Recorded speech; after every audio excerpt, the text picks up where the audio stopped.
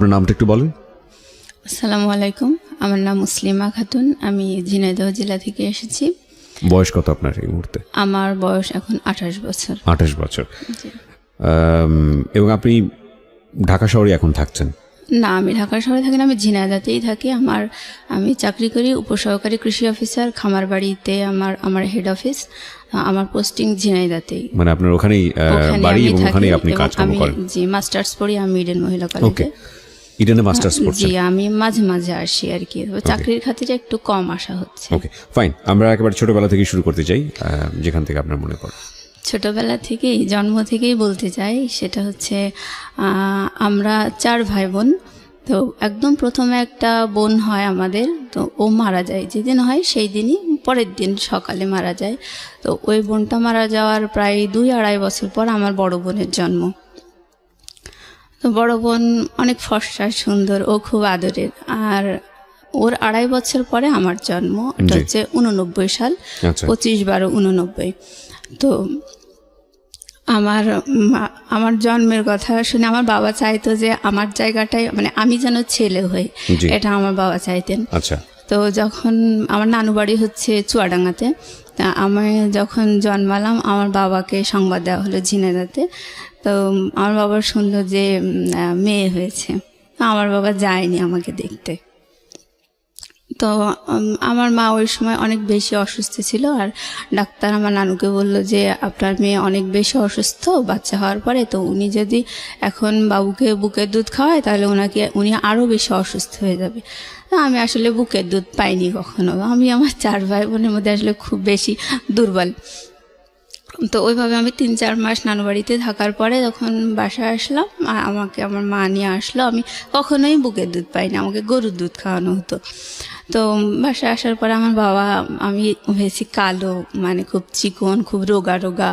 আমার বাবার পছন্দ হয়নি। তারপরেও সে চাইতো যেন একটা ছেলে হয়। সেই হিসেবে আসলে তার মনটা খুব বিষণ্ণ ছিল। আর বারবার বলতো আমার আবারও মেয়ে হলো, আমার ঘর অন্ধকার হয়ে যাবে, আমি একটা ছেলে চাইতাম, এসব বলতো। যাই হোক, এইভাবেই আসলে শৈশব। আর যখন একটু বড় হয়েছি, নানু বাড়িতে আমার বড় বোনকে খুব বেশি ভালোবাসতো। তো আমার নানু মাঝে মাঝে, মানে আমাদের বাড়িতে, মানে ওই আশেপাশের মামা যারা আছে তাদেরকে মাঝে মধ্যে পাঠাতো। আমার মামাকেও পাঠাতো, যে বলতো ওকে নিয়ে আয়, ওর নাম মেহজাবিন, বড় বোন, ওকে নিয়ে আয়, ও একটু বেরিয়ে যা, ওকে অনেকদিন দেখিনি। এভাবে মামা আসতো, এসেই শুধু বলতো যে বুবু হচ্ছে মেহজাবিনকে নিতে এসেছি। তো ওকে নিয়ে যেত, আর আমি দাঁড়িয়ে দাঁড়িয়ে দেখতাম। ও আমার সামনে, ও ছোট, আমার 2.5 বছরের বড় আর কি। তো ও কাপড় চোপড় গুছাই নিয়ে আমার সামনে দিয়ে হাসতে হাসতে চলে যেত, আমি দেখতাম। আবার মাঝে মাঝে আমিও খুব শখ করে মানে যেতে চাইতাম ওর সাথে নানু বাড়িতে। তো গেলে মানে আমার নানা, খালা, মামা কেউ তেমন খুশি হতো না আমাকে, ওকে দেখে খুব খুশি হতো, কোলে নিত, আদর করতো, এরকম। আমাকে ওরকম করতো না। তারপর মানে আমরা গ্রামের দিকে থাকতাম, তো আমাদের বাসায় টেলিভিশন ছিল না। কিন্তু নানু বাড়িতে রঙিন টেলিভিশন ছিল, ডিশ লাইন ছিল। তো ওরা আমার খালামণি হচ্ছে আমার মামাতো বোনদেরকে নিয়ে, ওকে নিয়ে মানে টেলিভিশন দেখতো, কার্টুন দেখতো, হিন্দি ছবিতে নাচ গান এসব দেখতো। তো আমার মামাতো বোন টোন, ভাই, আমার বোন সবাই একসাথে নিয়ে, কিন্তু আমাকে ডাকতো না আমার ছোটো খালা। ঘরের দরজা বন্ধ করে দেখতো, আর যখন একটু জানালা খোলা থাকতো ওই জানালা দিয়ে আমি বাইরে দাঁড়িয়ে দেখতাম, মানে আমাকে ঢুকতেই দিত। আমার চেহারা দেখলে সবাই রেগে যেত, এরকম একটা অবস্থা। মানে আমার নানু বাড়িতে সবাই মানে সুন্দর চেহারার ভক্ত, এটাই আর কি। তো আমি ওরকম যখন দেখতাম, আমার খালা যখন দেখতে পেতো যে আমি এভাবে টেলিভিশন দেখছি, ও রেগে যেত, বলতো এই যা যা, এখন টিভিতে কিছু হচ্ছে না, দেখার মতো কিছু হচ্ছে না, যা। তারপরেও দেখতাম। পরে আমার খালা দেখা যাচ্ছে যে এই রিমোট দিয়ে এই চ্যানেল সেই চ্যানেল টিপি করতে করতে টেলিভিশনটা বন্ধ করে দিত, দিয়ে বেরিয়ে আসতো। তখন মামাতো বোন, আমার বোন সবাই বেরিয়ে আসতো, বাধ্য হয়ে, ওদের হাতে তো রিমোট থাকতো না।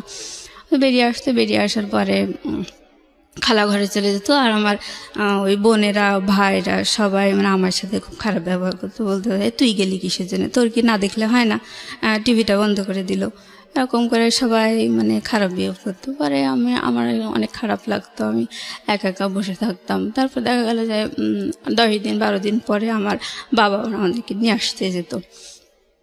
তখন আমার নানি বলতো যে থাক মেহজাবিনকে যেতে হবে না, এরকম ওকেই আটকাতো। মানে সুন্দর যে সে তাকে আটকাতো? হ্যাঁ, আমার বড় বোনকে, ওকে যেতে হবে না এরকম বলতো।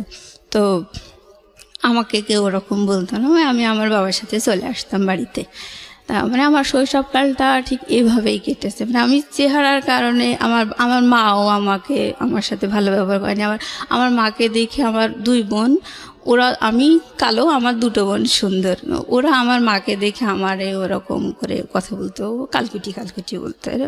এগুলো বলতে আসলে খারাপ লাগে। যাই হোক, আমার মার কাছে আমার মা ওইভাবে বলতে দেখে আমি কখনো আমার মাকে নালিশ করিনি যে আমাকে এভাবে কেন বলছে। আর বাবার কাছে নালিশ করতাম, আমার বাবা বলতো যে ওদেরকে বকা দিত, ভাই এভাবে বলিস কেন, যে মানুষ কি কালো হয় না, আর তোমাদেরই তো মনে এভাবে বলো কিসের জন্যে। কিন্তু আমার মা কখনো বলতো না। যাই হোক, এভাবে আসলে শৈশবকালটা কেটেছে। তো আমি যখন ক্লাস 8-এ পড়ি তখন আমার বোন পড়ে ক্লাস 10-এ, বড় বোনটা। ওই সময় ওর একটা বখাটে ছেলের সাথে অ্যাফেয়ার হয়। সে বাবার একটাই মাত্র ছেলে ছিল, অনেক প্রপার্টি ছিল, বাট সে মানে পড়াশোনা করতো না, এরকম একটা ছেলে। তো বাসায় থেকে খুব ওকে নিষেধ করতে, টানা প্রায় 1-1.5 বছর ওরকম অ্যাফেয়ার, নানান ফোনে কথা টথা বলা, নানান ঝামেলা, বাসা থেকে খুবই নিষেধ করতো ওকে, কিন্তু ও শুনতো না। তাই হোক, অবশেষে ও মানে এসএসসি পরীক্ষা দিল হচ্ছে 2002 সালে। তখন ও 2টা সাবজেক্টে ফেল করলো, আমার বড় বোনটা। জি। আপনার বড় বোন যখন এসএসসি দিচ্ছে তখন আপনার বয়স কত? আপনি কোন ক্লাসে পড়ছেন? তখন আমি পড়ি ক্লাস 8-এ। ক্লাস 8, ওকে। মানে ও যখন এসএসসি দেয় তখন হচ্ছে আমি ক্লাস 8-এ, 9-এ কেবল উঠেছি আর কি। ওটা হচ্ছে 2002 সাল। আচ্ছা। তো ও ফেল করার পরে মানে ওইভাবে ওর বয়ফ্রেন্ডকে নিয়ে নানান অশান্তি হচ্ছিল, বাসা থেকে নিষেধ করতে পারে। আমার মা বয়ফ্রেন্ডকে নিয়ে মানে বড় অপার বয়ফ্রেন্ড আর কি, বড় বোনের অ্যাফেয়ার ছিল একটা বখাটে ছেলের সাথে। তো ওকে নিয়ে অশান্তি হচ্ছিল? ও আচ্ছা, মানে বাড়ি থেকে অশান্তি হচ্ছিল? বাড়ি থেকে খুব নিষেধ করতো, মানে ফেল করার পরে আরো বেশি অশান্তি হচ্ছিল? হ্যাঁ হ্যাঁ। তো ও বাসা থেকে যে ওড়নাটা পরে গেছে, বোরকার উপরে নেকাপ টেকআপ পরে ওড়না পরে গেছে একটা। তো আমার মা, আমার বাবা বাইরে দাঁড়িয়েছে, দেখছে যে মেয়ে ঢুকছে এরকম। তো ও ক্লাসে ঢুকে পরীক্ষা টরীক্ষা কতটুকু দিয়েছে ও জানি না। যাই হোক, ও মানে আধা ঘন্টা কি 1 ঘন্টা পরে ওয়াশরুমে যে ওপরের ওড়নাটা চেঞ্জ করে ওই সামনের দরজা মানে বারান্দা দিয়ে চলে এসছে বাবা মাকে দেখতে। ও দেখছে যে বাবা মা ওকে দেখতে পাচ্ছে, কিন্তু বাবা মা ওড়না চেঞ্জ করছে দেখো, বাবা মা তোকে চিনতে পারেনি। তারপরে একাডেমিক বিল্ডিংয়ের পিছনের গেট দিয়ে ওর বয়ফ্রেন্ডের সাথে চলে গেছে, মানে বাড়ি থেকে পালিয়ে গেল। পালিয়ে যাওয়ার পরে ওকে নিয়ে খুব টেনশন, মানে আমাদের এলাকায় ওই প্রথম মানে পালিয়ে গেল আর কি। আর মানে পরীক্ষা সেন্টার থেকে পালিয়ে যাওয়াটা মানে সব মিলিয়ে খুব বিচ্ছিরি একটা কেলেঙ্কারি অবস্থা। আর বাবা মা মানে একেবারে হতাশ। তো ও তো বিশাল একটা হার্ট করলো। তো আমার বাবা আসলে কেমন পাগলের মতো, ওর তো প্রায় 6 মাস মতো কোনো খোঁজই পাওয়া যায়নি। ও পালিয়ে যাওয়ার 4-5 দিন পরে বাসায় টেলিফোনে ফোন করছে। ফোন করে বলছে যে আব্বা রিসিভ করার পরে ও আব্বা বলছে যে মা তুমি আমাকে দেখতে আসবে না, কাঁদছে বলছে। তখন ও বলছে যে না, তোমাদেরও আমার দরকার নেই, আমারও তোমার দরকার নেই। এভাবে বলার পরে বাবা ওর লাইন কেটে দিয়ে মানে আমার ও খোঁজই নাই। এবার 5-6 মাস পরে আমার বাবা বাধ্য হয়ে কেস করলো যে আমার মেয়েকে এরকম নিয়ে গেছে, নাবালক মেয়ে, আমি পাচ্ছি না। তারপর ওরা কেস করার পরে পুলিশের যে নানান হ্যারাসমেন্ট এগুলো ওরা শিকার হলো, এগুলো পরে ওদেরকে পাওয়া গেল, ওরা আসলো আর কি। তখন আমার বাবা মেনে নিল, ওকে মেনে নিল। হ্যাঁ, মানে জামাই সহ মেনে নিল। হ্যাঁ, জামাই সহ মেনে নিল। তো যখন ওকে মেনে নিল, ও বাসায় আসলো, তখন ও 4 মাসের প্রেগনেন্ট। তখন ওর বেবি হলো 2004 সালে, আর ওকে ক্লাস 9-এ ভর্তি করে দেওয়া হলো 2005 সালে। ওই টিচারদেরকে বলে যে যাই হোক ভুল টুল করেছে, আপনারা আবার একটু শুরু করার ব্যবস্থা করেন। তো ওকে 9-এ ভর্তি করে দিল। ওর বেবিটা তখন বসতে শিখেছে। আর ওই 2005 সালে আমি এসএসসি ক্যান্ডিডেট। তো আমি ওর বাবুটাকে রাখি, পড়াশুনো করে, আমার তো আর স্কুল নেই। ও যেত স্কুলে আর পড়াশোনা করতো। যাই হোক, এইভাবেই ও এসএসসি পাশ করলো। তারপর এসএসসি পাশ করার পর ওর হাজব্যান্ড বিদেশে গেল, আমার বাবাই খরচা করে বিদেশে পাঠায়। মানে ওদের সাথে আসলে আত্মীয়তা হয় না, কিন্তু তারপরেও মেনে নিয়েছে, কি করা যাবে। এই ফাঁকে 2 বছর ছিল ওর হাজব্যান্ড বিদেশে, ও এই ফাঁকে ইন্টারমিডিয়েটটা পাশ করলো। আচ্ছা। পাশ করার পরে ইডেন মহিলা কলেজে অ্যাডমিশন দিল। ও হচ্ছে ইকোনমিক্সে চান্স পেল। চান্স পাওয়ার পরে ও যখন মানে স্কুলে থাকতে প্রাইভেট পড়তো, তখন ওর সাথে আরও কয়েকটা ওর ফ্রেন্ডও প্রাইভেট পড়তো। আমরা সবাই গার্লস স্কুলে পড়ছি, বাট বয়েজ স্কুলটা পাশেই ছিল। বয়েজ স্কুলের কিছু ফ্রেন্ড ওর সাথে প্রাইভেট পড়তো। ওখানে একটা ছেলে, ওরই ক্লাসমেট, ওকে খুব পছন্দ করতো ওই সময়, যখন ওরা হাজব্যান্ডের সাথে ওর অ্যাফেয়ার ছিল। তো ও ইডেনে চান্স পাওয়ার পরে ওই ভাইয়াটা বললো যে দেখ, সেই সময় আমি তোকে খুব পছন্দ করতাম, তোকে এখনও আমি পছন্দ করি। এটা বলার পরে ও দেখলো যে না, আসলে ও একটু বল পেলো। হ্যাঁ, আর ইডেন কলেজে চান্স পাওয়ার পরে ও দেখলো তো এটা একটা অন্যরকম জগৎ। ও একদম গ্রাম লেভেলে বিয়ে করছিল, মানে তখন আর ওর ফ্রেন্ডটা এরকম বললো যে আমি তোকে এখনও পছন্দ করি। তখন ও একটু মানে ভরসা পেল। তারপর ওর হাজব্যান্ডকে ডিভোর্স দিয়ে দিল। দেওয়ার পরে মানে ওই ভাইয়াটার সাথে ওর রিলেশন শুরু। এই পর্যন্ত আমি ওর গল্পটা থামাতে যাচ্ছি, তারপর আমি আমার গল্প বলছি। আমি 2005 সালে এসএসসি পাশ করার পরে আমার বাবা আমাকে খুলনাতে কৃষি ডিপ্লোমা ভর্তি করে দিল। জি। তো আমি আমার বোন যখন পালিয়ে গিয়ে বিয়ে করছিল, তখনই আমি মানে বাবা মায়ের এরকম মানসিক অবস্থা দেখে খুব চারিদিকে মান সম্মানের একটা বিচ্ছিরি হ্যারাস, এই কারণে আমি মানে খুব ডিটারমাইন্ড হয়েছিলাম ওই সময় যে আমি কখনো পালিয়ে গিয়ে বিয়ে করব না, প্রেম করব না। এই আমার বাবা মাই আমাকে আশীর্বাদ করে ভালো ছেলে দেখে বিয়ে দেবে, এরকম একটা ইচ্ছে ছিল। তো আমি যখন ডিপ্লোমা সেকেন্ড ইয়ারে পড়ি, তখন আমার বাবা আমাকে একটা বিয়ে ঠিক করেছিল। সেই ছেলেটা ঢাকাতেই ছিল, সেটা মিডিয়াতে এটিএনে মানে আর কি চাকরি করতো, প্লাস দু একটা ওই নাটক নির্মাণ করতে, এরকম একটা। তো সেই ছেলেটা আমাকে দেখে পছন্দ করছিল, বাট তার পরিবার আমাকে পছন্দ করেনি। এই তো এখানে আর হলো না। আমার মায়ের একটা স্বভাব আমি বলতে চাই যে উনি খুব আগাম গল্প করা পছন্দ করে, আগে আগে গল্প করে, আর সে কখনো নিজের দোষগুলো ধরে না। আর যখন মানে আমি জাস্ট বলছি, এগুলো আমার নিন্দা বলছি না, আমি সারা জীবন এরকমই দেখে আসছি। তো কখনো নিজের দোষ ধরে না। ইভেন যদি তার নিজের দোষ ধরা হয়, তখন সে এতটাই আগুন হয়ে যায় যে মানে উল্টা সে আরো বদনাম দেয়, মানে মিথ্যা একটা বদনাম দিয়ে থামানোর চেষ্টা করবে, এইভাবে এরকম। আর আমার বাবা হচ্ছে কি, উনি খুব কেয়ারলেস সংসারের প্রতি। সে বাইরে মানে অন্যদের কাছে সে উদার হওয়া পছন্দ করে, সম্মানিত হওয়া পছন্দ করে, বাট সে পরিবারের প্রতি খুব কেয়ারলেস, এরকম।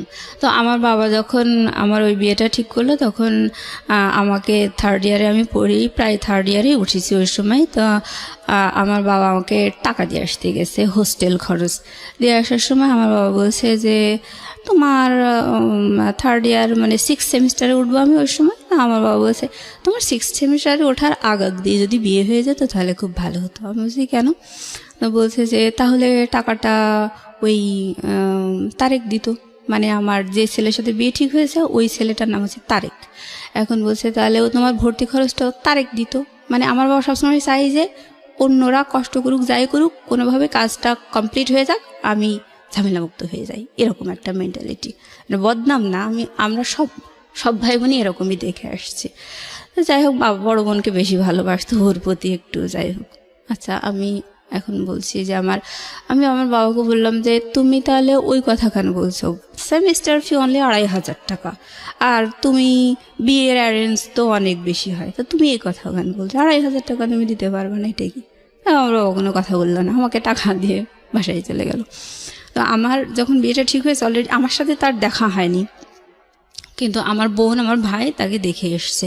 মানে ছেলেটা আমার জীবনে একটা ইয়াং ছেলে চেহারা, এত মানে একটা হাড্ডি সার, হ্যাঁ, আর চুলগুলা বড় বড় এরকম, মানে আমি একেবারে চুজেবল না।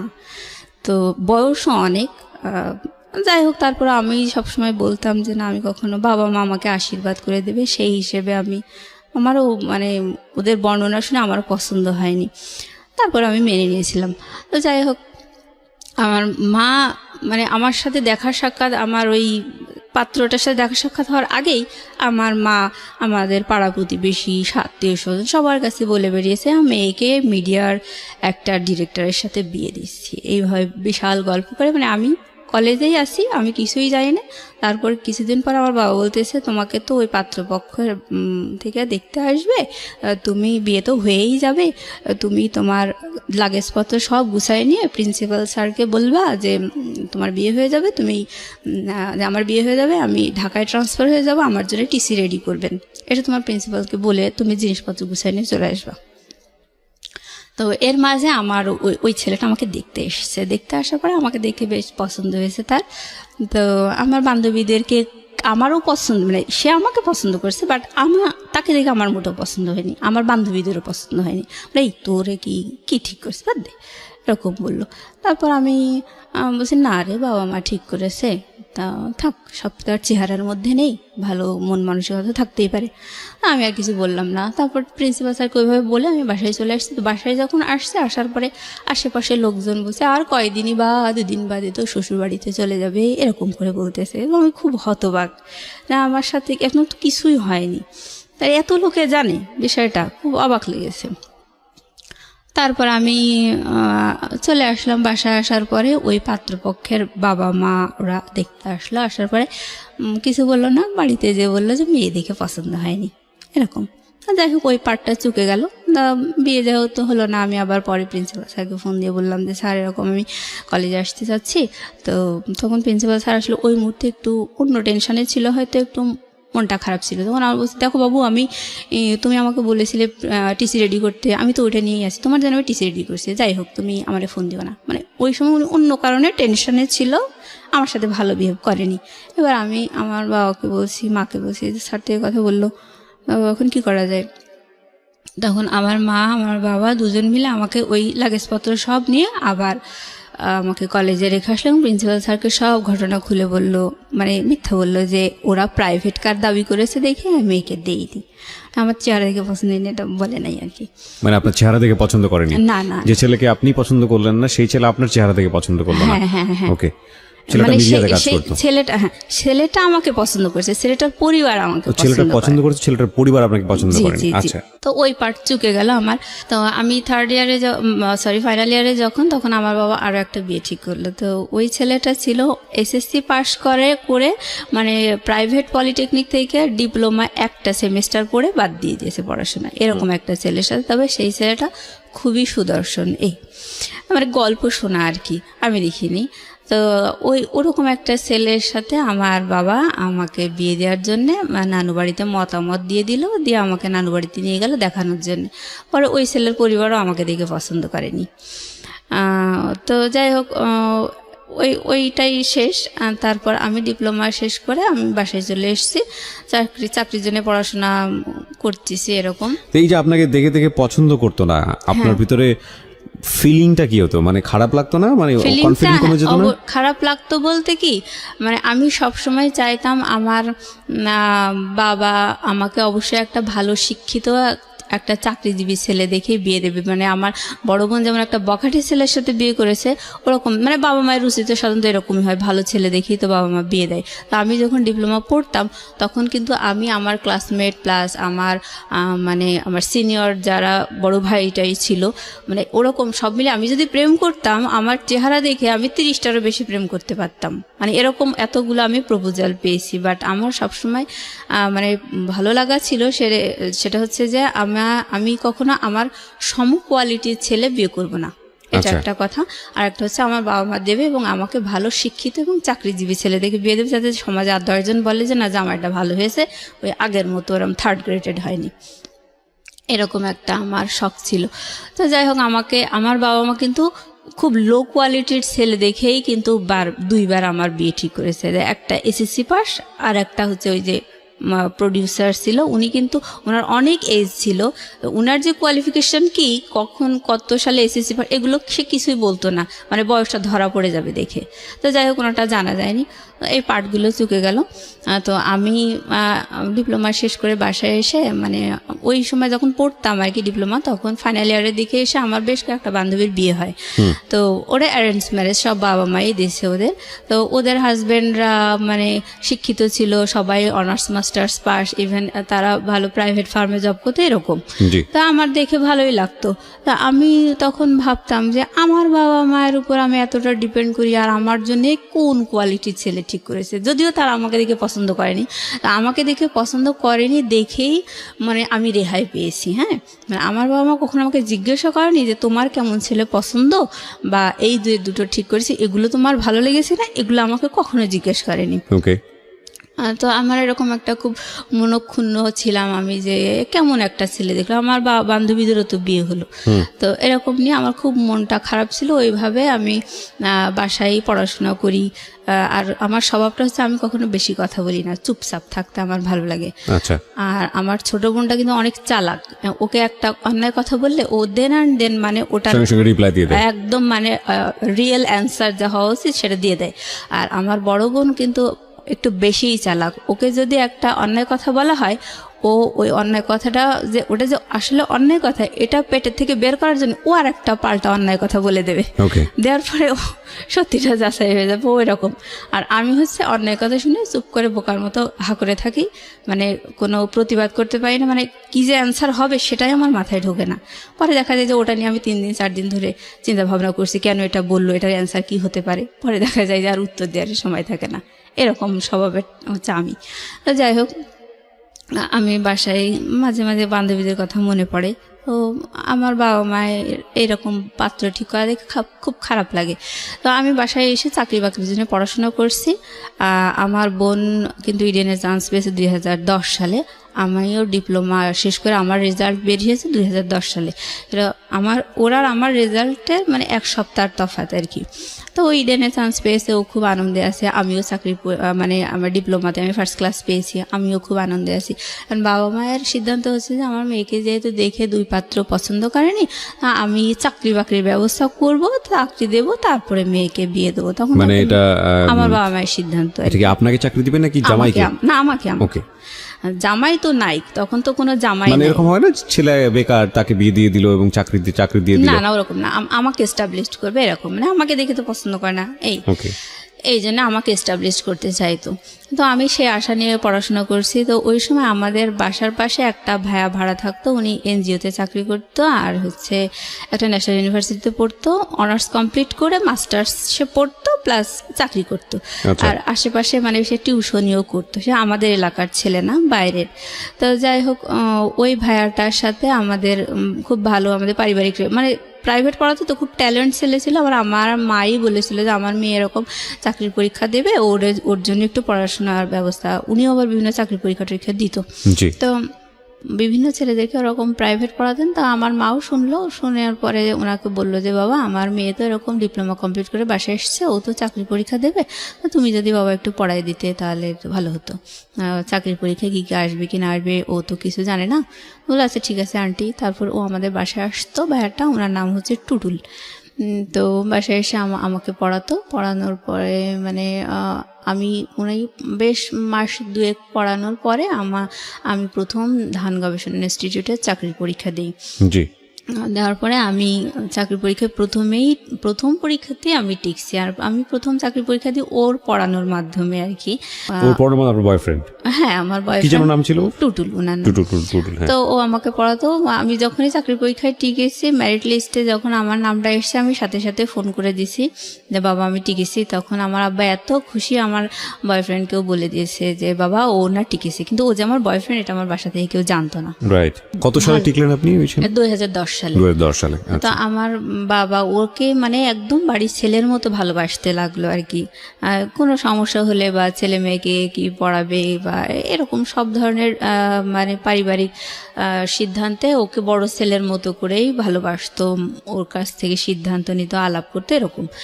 তো যাই হোক, এবার ওর সাথে আমার তো অ্যাফেয়ার, আমি বিষয়টা গোপন রাখছিলাম। পরে বাসায় যখন দেখলাম যে ওকে তো বেশ ভালোবাসছে, আর আমার বাবাও হঠাৎ আমার মায়ের সাথে মানে এই কথায় কথায় আলাপ করতে লাগলো যে আচ্ছা টুটুলের সাথে যদি মুসলিমাকে বিয়ে দিই তাহলে কেমন হয়। না আমার মা তো নানু বাড়ির ওই স্বভাবে বড় হয়েছে, আসলে উনিও মানে চেহারার ভক্ত আর কি। আমার বয়ফ্রেন্ডের চেহারা আমার মা পছন্দ করতো না, ও কালো ছিল তো পছন্দ করতো না। আমার মা একটু আমতা আমতা করে ওর মানে খুব একটা মত দেয়নি, তা এভাবেই আর কি চলছিল। তো আমি আমার ছোটো বোনকে যখন বললাম, পরে আমার ছোটো বোন বলছে যে ভালোই তো, ভাইয়াটা তো অনেক চেহারায় তো আর সব না, সে তো যথেষ্ট মেধাবী, আর তার স্বপ্ন ছিল হলে বিসিএস পরীক্ষা দেবে, বিসিএস ক্যাডার হবে। তো আমার বড় বোনেরও স্বপ্ন, টিচাররা স্বপ্ন দেখাইছে বিসিএস এ তোমাকে হেল্প করা হবে। তো ও বিসিএস এর জন্য পড়তো, প্লাস আমার বোনকেও বিসিএস এর জন্য পড়াতো।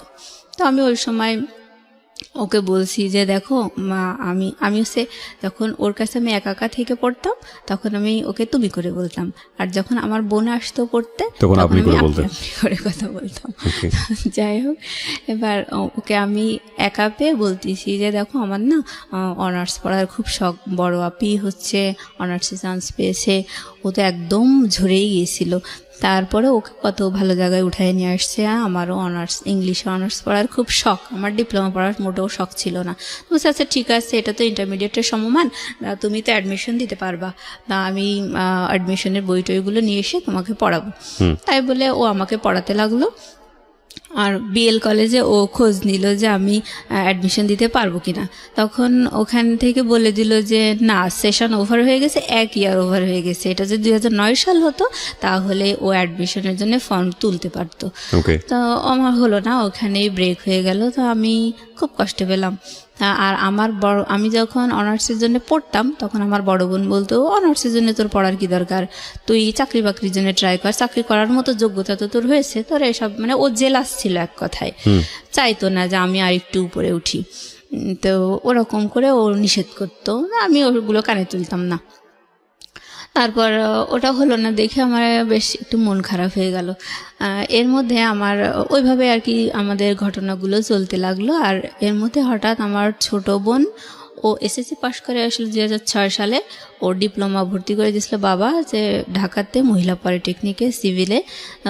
ওর ডিপ্লোমা মানে ওরও প্রায় শেষের দিকে। ওই সময় ওর একটা বয়ফ্রেন্ড ছিল, ছেলেটার বাসা হচ্ছে বরিশালে।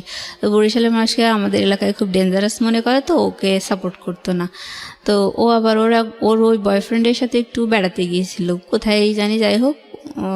তো ওর ফোনটা ছিল অফ, যার কারণে আমার বাবা একটু টেনশন করলো যে কেন ওর ফোনটা অফ, বেশ মানে হাফ বেলা অফ পেয়েছে। আপনার ছোট বোনের? আমার ছোট বোন। কি নাম ছিল? ওর নাম তাসফিয়া। আর ওর বয়ফ্রেন্ডের নাম আমার মনে নেই। যাই হোক, তো ও তাসফিয়ার ফোন অফ দেখার কারণে আমার বাবা, ওর একটা ক্লাসমেট ছেলে, সে ওকে ফোন দিয়ে বলল বাবা তাসফিয়ার ফোনটা তো আমি অফ দেখছি, তো তুমি একটু দেখো তো, সেও ঢাকায় পড়তো, তুমি একটু দেখো তো ও কোথায় আছে, অফ দেখছি, আমার টেনশন লাগছে, আমার ছোট মেয়ে বাইরে পড়ে। যাই হোক, এবার ও জানতো যে ওর ওই বয়ফ্রেন্ডটা বরিশালের ছেলে, এগুলো ও জানতো। আর ও খুব জেলাস ছিল, হ্যাঁ, মানে ওর ওই ফ্রেন্ডটা ওকে পছন্দ করতো, কিন্তু ওর বরিশালের ছেলের সাথে অ্যাফেয়ার দেখে ওর একটু রাগ ছিল এরকম। তো ও দেখলো এটা একটা প্রতিশোধ নেওয়ার বেশ ভালো সময়। তো ও মানে আমার বোনকে কোনো খোঁজ খবর না নিয়ে ও ফোন ট্রাই করেছে, ফোনটা অফ দেখেছে ওর ওই ফ্রেন্ডটা। তারপর ও হচ্ছে আমাদের পাড়ায় কয়েকটা ওর পরিচিত, মানে ওর এই ফ্রেন্ডটার পরিচিত কয়েকটা মেয়েকে ফোন দিয়ে বলেছে যে তাসফিয়াকে না পাওয়া যাচ্ছে না, ও পালিয়ে গেছে, এরকম করে বলেছে। বলার পরে তখন পাড়া প্রতিবেশীরা মানে একটু মনক্ষুণ্ণ, মানে তারাও একটু ঠাট্টা করার সুযোগ পেল, বলতেছে ও ওনার 2 সুন্দরী মেয়ে তাহলে একই কাজ করলো, এরকম বলতেছে। বলার পরে এটা তো মানে খুব প্রেস্টিজের একটা বিষয় হয়ে গেল। তখন আমার মা খুব টেনশন করছিল। পরে আমার ভাই ওকে ফোনে ট্রাই করার পরে ওকে প্রায় সন্ধ্যার দিকে ওর ফোনটা মানে ওপেন পেয়েছে আমার ভাই। পাওয়ার পরে ওকে বলল যে জানিস তোর টেনশনে আম্মা হচ্ছে স্ট্রোক করেছে, এখন অবস্থা অনেক খারাপ, হার্টের খুব সমস্যা, মানে হার্ট হয়তো বাইপাস করা লাগতে পারে, তুই যেখানে আসিস তুই তাড়াতাড়ি চলে আয়। ওকে। এবার ও তো টেনশন, ও খুব মা ভক্ত ছিল তো, ও টেনশন মানে একেবারে জামা কাপড় 2-4টা গুছায় নিয়ে বাসায় চলে এসেছে। আসার পরে ওর ফোন কেড়ে নিয়েছে বাবা, আমার মা বাবা দুজন মিলে ওর মানে সেলফোনটা কেড়ে নিয়েছে। দেওয়ার পরে ওকে বলেছে যে কিছুই হয়নি, তুমি এরকম এরকম করেছো, তোমাকে বিয়ে দিয়ে দেওয়া হবে। ওকে, বড় মেয়ে একবার এরকম করলো, তুমি এরকম হ্যারাস করতেছো, আমাদেরকে প্রেস্টিজ নেই, আমাদেরকে সমাজে বাস করতে হবে না, তোমাকে বিয়ে দিয়ে দেবো। তারপর ও তো মানে হতভম্ব হয়ে গেল, কি শুনলাম আর কি শুনছি এখন বাসায় এসে। তো যাই হোক, ওর ওরকম মানে যখন ওর ফোনটা কেড়ে নিল, তাই হোক ওর জন্য ছেলে টেলে দেখা হচ্ছে। তো আমাদের দুঃসম্পর্কের এক আত্মীয়র মধ্যে এক ঘটক ধরা হলো, উনি আমাদের ফুপ্পা হয়। তো ওই ফুপ্পা একটা মানে ওই ফুপ্পা আর ওনার ভাইরা ভাই, মানে 2 ফুপ্পা আর কি। তো ছোট ফুপ্পাটা একটা ভালো পাত্র নিয়ে আসলো, সেই ছেলে হচ্ছে ঢাকা ইউনিভার্সিটি থেকে অনার্স মাস্টার্স করা, মনে হয় ম্যানেজমেন্ট নাকি, সাবজেক্টটা মনে নেই। উনি অগ্রণী ব্যাংকের সিনিয়র অফিসার ছিলেন ভাইয়াটা, প্লাস বিসিএস এর ভাইবা দেবে এরকম একটা পর্যায়ে ছিল। আর ওনার বাবা মা কেউ নেই। উনি বলতো যে আমি আমার ওয়াইফকে দিয়ে চাকরি করাবো না, আমি সংসার করাবো, তবে আমি একটা ভালো মেয়ে চাই, এরকম একটা সুন্দর মেয়ে চাই। তো যাই হোক, ওদের ঘর বাড়ি ভালো ছিল না। ওনার ভাই ওনাকে পড়াতো, পাত্রের ভাই আর কি। তো ওনার বড় ভাই এসে আমার বোনকে দেখে গেল, খুব পছন্দ হলো। তো ওই আমার ওই 2 ফুপ্পার মধ্যে যে বড় ফুপ্পা, সেই হচ্ছে আসল ঘটক। উনি বলল কি, ওই ফুপ্পার হচ্ছে ভাগ্নে মানে পাত্র আর কি, উনার পছন্দের পাত্র। মানে উনি বললো যে আমার হাতেও একটা পাত্র আছে, সেটা আমার ভাগ্নে হয়। তো সে হচ্ছে সিভিল ইঞ্জিনিয়ার, তো সেও ডিপ্লোমা ইঞ্জিনিয়ার, কিন্তু আপনার মেয়ে তো ডিপ্লোমা ইঞ্জিনিয়ার, তার তো একটা বিএসসি ইঞ্জিনিয়ার দেওয়া উচিত, এবং সেও তো ওরকমই চায়। আর এই পাত্রের কথা বাদ দেন ভাই, কারণ বাড়িঘর দুয়ার থাকার তো দরকার আছে, ওদের তো টয়লেট বাথরুমও ভালো না। এরকম করে মানে ওই পাত্রটাকে হটানোর চেষ্টা করলো। হ্যাঁ, ও চাইতো যে ওনার ভাগ্নেটার সাথে আমার বোনের জন্য বিয়ে হয়। তো আমার বাবা মা ওই অত ভালো একটা কোয়ালিফাইড ছেলেকে ডিনাই করে দিল আমার ওই ফুপ্পাটার, বড় ফুপ্পাটার কথা শুনে। তারপরে ওই ডিপ্লোমাধারী ওই ছেলেটার সাথে, ওনার ভাগ্নে আর কি, ওনার সাথে আমার বোনের বিয়ে ঠিক করলো। তখন আমার বোন একেবারে তেলে বেগুনে জ্বলে উঠলো, বলে হ্যাঁ আমাকে এত ভালো ছেলের সাথে, মানে ওই ছেলের সাথে আমাকে বিয়ে দিতে হবে, আর না দিলে আমাকে বিএসসি ইঞ্জিনিয়ারের সাথে বিয়ে দেবে, আমি ডিপ্লোমা ইঞ্জিনিয়ার, আমি বিএসসি ইঞ্জিনিয়ার বিয়ে করবো। তখন আর ও বারবার আমার মাকে রিকোয়েস্ট করতো, না বিয়ে দিয়েন না, আমি যাই হোক এসব আর কিছু করবো না, আমার খুব শখ, আমি চাকরি বাকরি করবো, এরকম বলার পরে আমার মা ওকে বকাঝকা দিয়ে, হ্যাঁ তুই আমার প্রেস্টিজের উপর উঠেছিস, তোকে বিয়ে দিয়ে দেবো, তোকে বিশ্বাস করা যায় না, এভাবে বললো। বলার পরে ওকে মেরে ধরে আর কি এক কথায় বিয়ে দিয়ে বললো, আমি যে ছেলের সাথে পালিয়ে গেছি তার সাথে না দিয়ে অন্য কারোর সাথে দিচ্ছেন কেন, এভাবে যখন বললো, আমার মা তখন ওকে 2-4টা থাপ্পড় দিল। দেওয়ার পরে বললো, এই তুই গেছিলি কিসের জন্য, পালিয়ে গেছিলি কিসের জন্য, এভাবে বললো। বলার পরে ওর মারধর খেয়ে বিয়েতে রাজি হয়ে গেছে আর কি। তারপর ওটা ওই পর্যায়ে আছে যে ওর বিয়েতে ও রাজি হয়ে গেছে। এইবার আমার বড় বোন, ওরটা তো বললাম যে ও বাবা মায়ের মান সম্মান হানি করছে, তারপরেও ওকে এভাবে নিয়ে আসা হয়েছে, ওকে এস্টাবলিশ করার চেষ্টা করা হয়েছে। আমার ওই বড় বোন আমার বাবা মাকে বুদ্ধি দিল যে দেখো, মুসলিমার চেহারা তো এর আগে 2 পাত্র দেখে কেউ পছন্দ করেনি, তা এখন যদি তাসফিয়ার বিয়ে দিয়ে দাও, তাহলে ওকে বিয়ে দেওয়া কিন্তু অনেক টাফ হয়ে যাবে, কারণ ওরে দেখে তো কেউ পছন্দ করে না। তখন সবাই ভাববে যে এর কোনো সমস্যা আছে, ছোট বোন সুন্দরী, ছোট বোনটার বিয়ে হয়ে গেছে, এর মধ্যে কোনো ঝামেলা আছে, এবং বিয়ে দিতে পারবা না। ওকে, এটা আমার বাবা মাকে বুদ্ধি দিয়ে ওয়াশ করলো, মাথা ওয়াশ করলো। তো আমার ঘটক যখন আমার ছোট বোনের বিয়ের ব্যাপারে কথাবার্তা হচ্ছিল, তখনও আমার বাবা কিন্তু বলেছে যে আমার মেজো মেয়েটা হচ্ছে ওকে চাকরি করাবো, ওর জন্য একটু জমিও রেখে দিয়েছি, ওই সরকারি চাকরি পরীক্ষাও একবার টিকেছে, আমরা জানি ও টিকবে, আমাদের আশা আছে, বিশ্বাস আছে। তো ওর ওই জমিটা বিক্রি করে ওর চাকরি ঘুষি দিয়ে ওরে চাকরি দিয়ে তারপর বিয়ে দেবো, এই মেয়েটাকে আমরা বিয়ে দেবো না। আর ঘটকও আমার চেহারা দেখে বললো যে হ্যাঁ এই মেয়েটা চাকরি দিয়ে বিয়ে দেওয়াই ভালো, এভাবে বললো। তা যাই হোক, এবার আমার বড় বোন, আমার ঘটক বলল যে আমার হাতে কিন্তু আরও একটা পাত্র আছে, কিন্তু এই মেয়েটা চাকরি দিয়ে বিয়ে দেওয়াই ভালো, তবে পাত্রর পক্ষটা ওরা কিছু নেবে না, আর ওর বাবা হলো হাজি, খুব ভালো মানুষ, আর ছেলেটা দেশের বাইরে থাকে, প্রায় 10-12 লাখ টাকার গহনা এনেছে, তারা খুবই বউয়ের ভক্ত, তাদের বাড়ির বউরা খুব সুখী। এটা আপনার কথা বলছে? আমার কথা বলছে, মানে ঘটক এভাবে একটা পাত্রের ব্যাপারে আমার বাবা মায়ের কাছে বলছে। আজকের এই গল্পটা, প্রিয় শ্রোতা, একটা বিষয় আপনাদেরকে একটু ইন্টারাপ্ট করছি। আজকের এই গল্পটা একটা মেয়ে পাত্রস্থ হতে গিয়ে কি পরিমাণ পারিবারিক চাপের মধ্যে থাকতে হয় মেয়েটাকে নিজে এবং পরিবারকে আমাদের দেশে, সেটার একটা গল্প আপনারা বলতে পারেন, এবং সেটার পরিণতিও বা কি দাঁড়ায় সেটাও দেখার একটু বাকি আছে। আমি ইন্টারাপ্ট করছি না, আর হ্যাঁ বলুন তারপর। হ্যাঁ, তারপর হচ্ছে আমার বোন ওইভাবে বোঝানোর পরে আমার বোন, আমার মা বাবা মানে রাজি হয়ে গেল যে হ্যাঁ আসলেই তো তাই। তবে আমি সবচেয়ে বেশি অবাক হয়েছি যে আমার বড় বোন কি না করলো, আর আমি তো ওরকম কিছুই না, তাহলে আমাকে এভাবে বিয়ে দেবে, মানে আমার মাথায় কিছুই আসছিল না। আমার ছোটো বোনকে যখন দেখে গেছে তখনও কিন্তু আমার বিয়ে নিয়ে কোনো কথা হয়নি। আমি তখনও মানে খুশি ছিলাম যে আমার তো চাকরি দিয়েই বিয়ে দেবে, এরকম একটা। তো আমি অনেক খুশি ছিলাম। তো আমার বড় বোন যখন ওরকম করে বললো, বলার পর আমার বাবা মা রাজি হয়ে গেল। তো আমি বলছি না, তোমরা তো আমাকে চাকরি করাবা তারপরে বিয়ে দেবা, এখন এসব কী ধরনের কথাবার্তা। তা আমি বলছি এমনি তো আমার দেখে কেউ পছন্দ করে না, এসব বাদ দাও।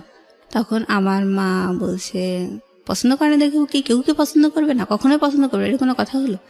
আর থাক বাবা, আমি তোমারে দোয়া করে দেবো, এরকম করে আমার মাথায় হাত দিয়ে বলতেছে আমার মা। তা আমি বলছি না, দরকার নেই, ও দোয়া করার দরকার নেই। আমার মানে খুব রাগ হয়ে গেছে। আর আমার হচ্ছে বয়ফ্রেন্ড ছিল, তো ও মানে ওর প্রতি আমি একটু ইন্টারেস্টেড ছিলাম, এই আর কি। মানে ওইটার কারণে আমি চাইতাম যেন বিয়েটা না হয়। আর এই আমার জন্য যে ছেলেটা ঠিক করেছিল সেই ছেলে ইন্টারমিডিয়েট পাস, আর দেশের বাইরে থাকতো, থাইল্যান্ডে। তো ওইখানে সেই ওই শ্রমিক ভিসায় যাওয়া আর কি, হাতুড়ি পিটানো, এই কোয়ালিটির একটা ছেলে, টাকা পয়সা আছে এই। তা আমার তো সবসময় আমার চাওয়াই ছিল শিক্ষিত চাকরিজীবী একটা ছেলে এরকম, আর আমিও চাকরি করব, এ ধরনের একটা ভালো লাগা, মানে একটা আমার বাবা মা তোমার সেই আশাটা দিয়েছে, সেই হিসেবে আমি মানে নিজেকে তৈরি করে রেখেছিলাম। তো আমার যখন বাবা মায়ের ওই কথাগুলো শুনে আমার অনেক কষ্ট লাগলো, আর আমি প্রতিবাদ করতে লাগলাম যে না, আমি কখনো এই বিয়ে করব না। করার পর আমার বয়ফ্রেন্ডকে আমি বললাম দেখো আমার না এরকম করে বিয়ে ঠিক করেছে, আমারও বিয়ে ঠিক করেছে। তখন ও খুব অবাক হলো, বলছে তাই? তা ঠিক আছে, তাহলে তো তোমাদের বাসায় আর আসা যাবে না, যা হয় গোপনে তুমি আমারে বলো, হ্যাঁ আমি তোমারে সাজেশন দেবো। তাই বলে ও আর আমাদের বাসায় আসতো না। তো আমি ওকে আমার বড় ছোটো বোনের মোবাইলটা কেড়ে নেওয়ার পরই আমার যখন বিয়ে নিয়ে কথা বলছে সেই সময় আমি যে আপত্তি করছি, তখন আমার মোবাইলটাও কেড়ে নিয়েছে আমার মা। তো আমি বলছি ও মা, আমার মোবাইল কেড়ে নিয়ে যাচ্ছ কিসের জন্যে? তো আমার মা কোনো কথা বললো না। না বলার পরে আমার হচ্ছে ওই মানে ক্যামেরা ফোন ছিল আর কি, তো ওইখানে আমি বলছি ঠিক আছে তাহলে সিমগুলো খুলে নাও, আর ওখানে তো মেমোরি আছে, আমি না বসে গান টান শুনবো, আমার এই ফোনটা দাও। তো সিমগুলো খুলে নিয়ে আমাকে মেমোরি সহ ফোনটা দিল। আর আমি আমার বয়ফ্রেন্ডকে বলছিলাম জানো এইভাবে না সব নিয়ে নিয়েছে। তখন ও তাড়াতাড়ি করে ওর মানিব্যাগের ভিতর থেকে একটা ওই টেলিটক সিম বের করে আমারে দিয়েছে, দিয়ে বলছে যে যা হয় গোপনে আমারে জানাবা। তা আমি ওইভাবে মানে বাসায় গিয়ে কী হচ্ছে আমি ওকে জানাচ্ছি। জানানোর পরে ও বলছে যে ওই পাত্র যে ছেলের সাথে তোমার বিয়ে ঠিক করেছে ওই বিদেশের ওই ছেলের নাম্বারটা আমাকে দাও। এবার আমি দিলাম, দেওয়ার পরে ও ওই ছেলেকে বারবার ফোন করতো। ফোন করার পরে এখানে তো আমি তো স্বীকার করতে পারছি না যে আমার বয়ফ্রেন্ড আছে, ছেলে পক্ষকে তুমি বলতে পারছি না। তা আমি মানে খুব আমার আসলে একটা অস্বস্তিকর অবস্থার মধ্যে আমি আছি। মানে আমার বয়ফ্রেন্ডও আমাকে ভুল বুঝতেছে, বলছে ও অনেক টাকার গন্ধ শুনেছে, অনেক টাকার গল্প পেয়ে তুমিও দেখি আমার সাথে অভিনয় করা শুরু করছো, মানে ও আমাকে ভুল বুঝতেছে। হ্যাঁ, বলছে দেখো আমি তোমাকে ভুল যদি বুঝি বা তোমার প্রতি যদি আমার ভালো লাগা না থাকে তাহলে তো তোমাকে আমি বলতাম না যে আমারও বিয়ে ঠিক হয়েছে, তুমি এরকম করতেছো কিসের জন্য? মানে ও আমার বয়ফ্রেন্ডও খুব একটা পরিষ্কার মনের ছেলে ছিল না, বলে আস্তে আস্তে গল্পের মাঝে বোঝা যাবে। তো যাই হোক আমি ওকে যখন বললাম, ও বলছে যে আমি যা যা তোমাকে ডিরেকশন দেবো তুমি ঠিক তাই তাই করবা। এবার ও বলতো যে এবার আমাকে আমার ওই মানে এই পাত্রপক্ষ দেখতে আসছে, ছেলের বাবা আমাকে দেখতে এসছে, দেখতে আসার পর আমাকে দেখে খুব পছন্দ হয়েছে। পছন্দ হওয়ার পরে এবার মানে ছেলেটা বলছে যে আমার বাবার যেহেতু পছন্দ হয়েছে সুতরাং আমি মেনে নেব, আমার বাবার পছন্দ আমার পছন্দ। এই বলার পরে মানে তখন আমার মা বাবা মানে আহামরি খুশি, যে আমাকে দেখে এই প্রথম একটা পাত্র পছন্দ করলো, কিন্তু পাত্রটার কোয়ালিটিটা কি, আমার কথা হচ্ছে ওইটাই, যে আমি সবসময় বলতাম যে আমার জন্য অন্তত একটা ভালো কোয়ালিটির ছেলে ঠিক করো, তারপরে সে যদি আমাকে দেখে পছন্দ না করে তখন না হয় আমি নিচের দিকে তাকাবো। তো এখন তোমরা তো শুরুতেই একেবারে রুট লেভেলের দিকে, তাই এসএসসি পাস, ইন্টারমিডিয়েট পাস, ওই বিদেশে যে হাতুড়ি পিটানো এসব কি। তো আমার মা আসলে আমার চেহারা নিয়ে তখনও মানে খুব নেগলেক্ট করে কথা বলতে লাগলো, ভাই বোন সবাই, আমি বিয়েতে মোটেই রাজি না। তো আমাকে যখন আমার মানে পাত্রের বাবা দেখে পছন্দ করলো, আমি আমার বয়ফ্রেন্ডকে বললাম দেখো আমাকে দেখে না পছন্দ করেছে। এখন তো মানে আমার কি ভালো লাগে কি না লাগে এটা তো আমার বাড়ি থেকে কেউ শুনতে চাচ্ছে না, মানে ওরা মনে করছে এটা পরম সৌভাগ্য। আর মানে এতগুলো চেষ্টার পরে যদি এরকম একটা সম্বন্ধ হয়ে যায় শেষ পর্যন্ত, সেটা আসলে সৌভাগ্যই ফ্যামিলির জন্য। হ্যাঁ হ্যাঁ, কিন্তু মানে আমার ফ্যামিলি কখনোই কিন্তু আমার চাওয়া পাওয়াগুলো শোনেইনি, মানে মূল্যায়নই করে। জি, আমরা সেটা বুঝতেই পারছি, ধারাবাহিকভাবে যাই একটু সামনের দিকে। তারপর তো এইটাও তো বয়ফ্রেন্ডকে বললেন, টুটুলকে বললেন। হ্যাঁ, টুটুলকে বলার পরে ও বলতেছে যে ঠিক আছে, যা যা হয় তুমি আমারে জানাও। এবার হচ্ছে আমি বলছি যে ঠিক আছে, আচ্ছা আমি তোমারে জানানোর চেষ্টা করব বলে আমি আমাদের বাসা থেকে মানে একটা বাড়ি থেকে দুধ নিয়ে আসতো। হ্যাঁ, তো আমি যাইতাম ওই দুধ নিয়ে আসার জন্য, মানে রেগুলার নিত আর কি। তো ওই ফাঁকে আমি একটা গোপন জায়গায় মানে একটু ঝোপঝাড় দেখে এরকম দেখে দাঁড়ায় ওই ওর যে সিমটা আমাকে দিয়ে গেছিলো ওই সিমটা ওপেন করে একটু কথা বলতাম যে বাড়িতে এই সমস্যা হচ্ছে, তুমি কিন্তু ভুলেও ওই ছেলেকে ফোন করবা না, মানে ওটা আমার উপরেই চাপ আসতেছে, তো তুমি যেন ভুলেও ফোন দিও না। কিন্তু ও বারবার ফোন দেয় আর বলে যে মেয়ের সাথে আপনার বিয়ে ঠিক হয়েছে, ওই মেয়ের কাছ থেকে সরে যান, এই সে এরকম বলে। বলার পরে ওই ছেলেটা আবার আমার মানে ঘটককে জানাই দেয়, ঘটক আবার আমাদেরকে বলে দেয় এরকম ডিস্টার্ব হচ্ছে, কে সেই ছেলেটা? তখন আমার বাবা মা বলে যে না, আসলে এই 10টা শত্রুর মধ্যে বসবাস করি, এরকম হয়তো কেউ শত্রুতা করছে। এই তো ছেলেটা কে ছিল? ছেলেটা মানে মানে যে ইনফর্ম করতো আপনার সম্পর্কে? ওটা আমার বয়ফ্রেন্ড আর কি, মানে টুটুলি তো ছিল। হ্যাঁ, টুটুলি ছিল। এটা করে যাতে করে ভাঙা যায় আর কি বিয়েটা। কিন্তু ও ওরকম করে বলার পরে আমি বারবার বলছি যে দেখো আমার কিন্তু এঙ্গেজমেন্ট করাতে চাচ্ছে, ছেলেটা দেশের বাইরে আছে, সে 6-7 মাস পরে দেশে আসবে, তারপর বিয়ে হবে, আমার তো এঙ্গেজমেন্ট করাতে চাচ্ছে, তো তুমি এত ব্যস্ত হচ্ছে কিসের জন্য? আচ্ছা, তা ওর মাথায় কাজ করে না। যাই হোক, ছেলের বাবা দেখে পছন্দ করে মানে আমার বিয়ের জন্য কথাবার্তা চলছে, তখন তো আমার ভেতরে মানে আগুন ধরে গেছে যে আমার তো তাহলে আমার পছন্দগুলো তো কেউ মূল্যায়ন করবেই না, জিজ্ঞেসই করে না। হ্যাঁ, তা তখন ছেলেপক্ষ বলেছিল যে মেয়ে কি চায়, মেয়ে চাকরি করতে চায়, মেয়ে পড়াশোনা করতে চায়, মেয়ের চাকরির পরীক্ষার জন্যে তার এই মানে কোচিং টোচিং করাতে হবে, সব কিছু আমরা করাবো। ছেলে বলতেছে যে আমার বাবা যেহেতু পছন্দ করছে সুতরাং সব আমি করবো, কোনো অসুবিধা নেই, এমনকি বিদেশে নিয়ে এসেও আমি তাকে পড়াতে রাজি আছি, এরকম করে বলল। আর ওই ঘটকটা হচ্ছে অনেক মিথ্যুক, মানে ওই পাত্রপক্ষ নিয়ে বিশাল বিশাল গল্প দিল।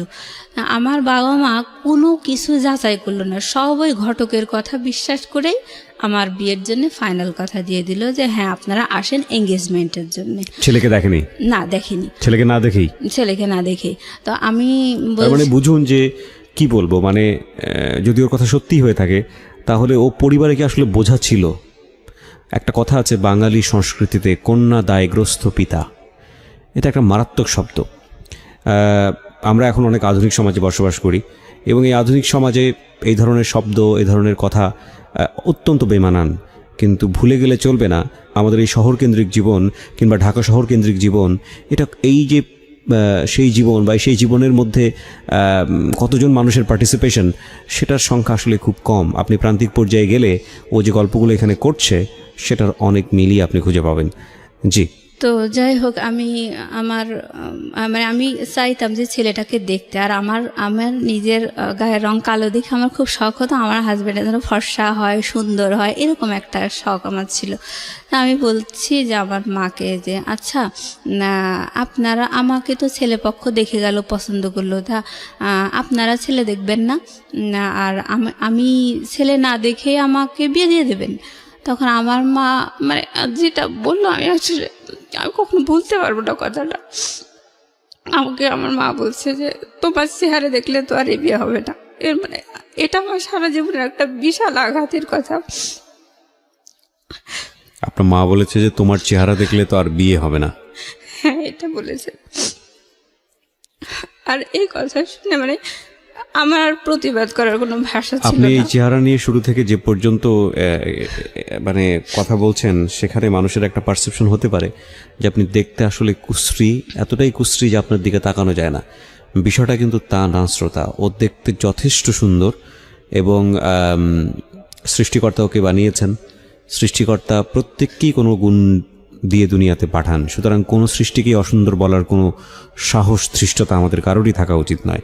তারপরেও যদি গড়পরতা চোখে যদি আমরা বলার চেষ্টা করি যে একটা মানুষ দেখতে কীরকম, সাদা না কালো, সুন্দর না কুশ্রী, সেই জায়গাটা থেকে ও মোটেও কুশ্রী নয়।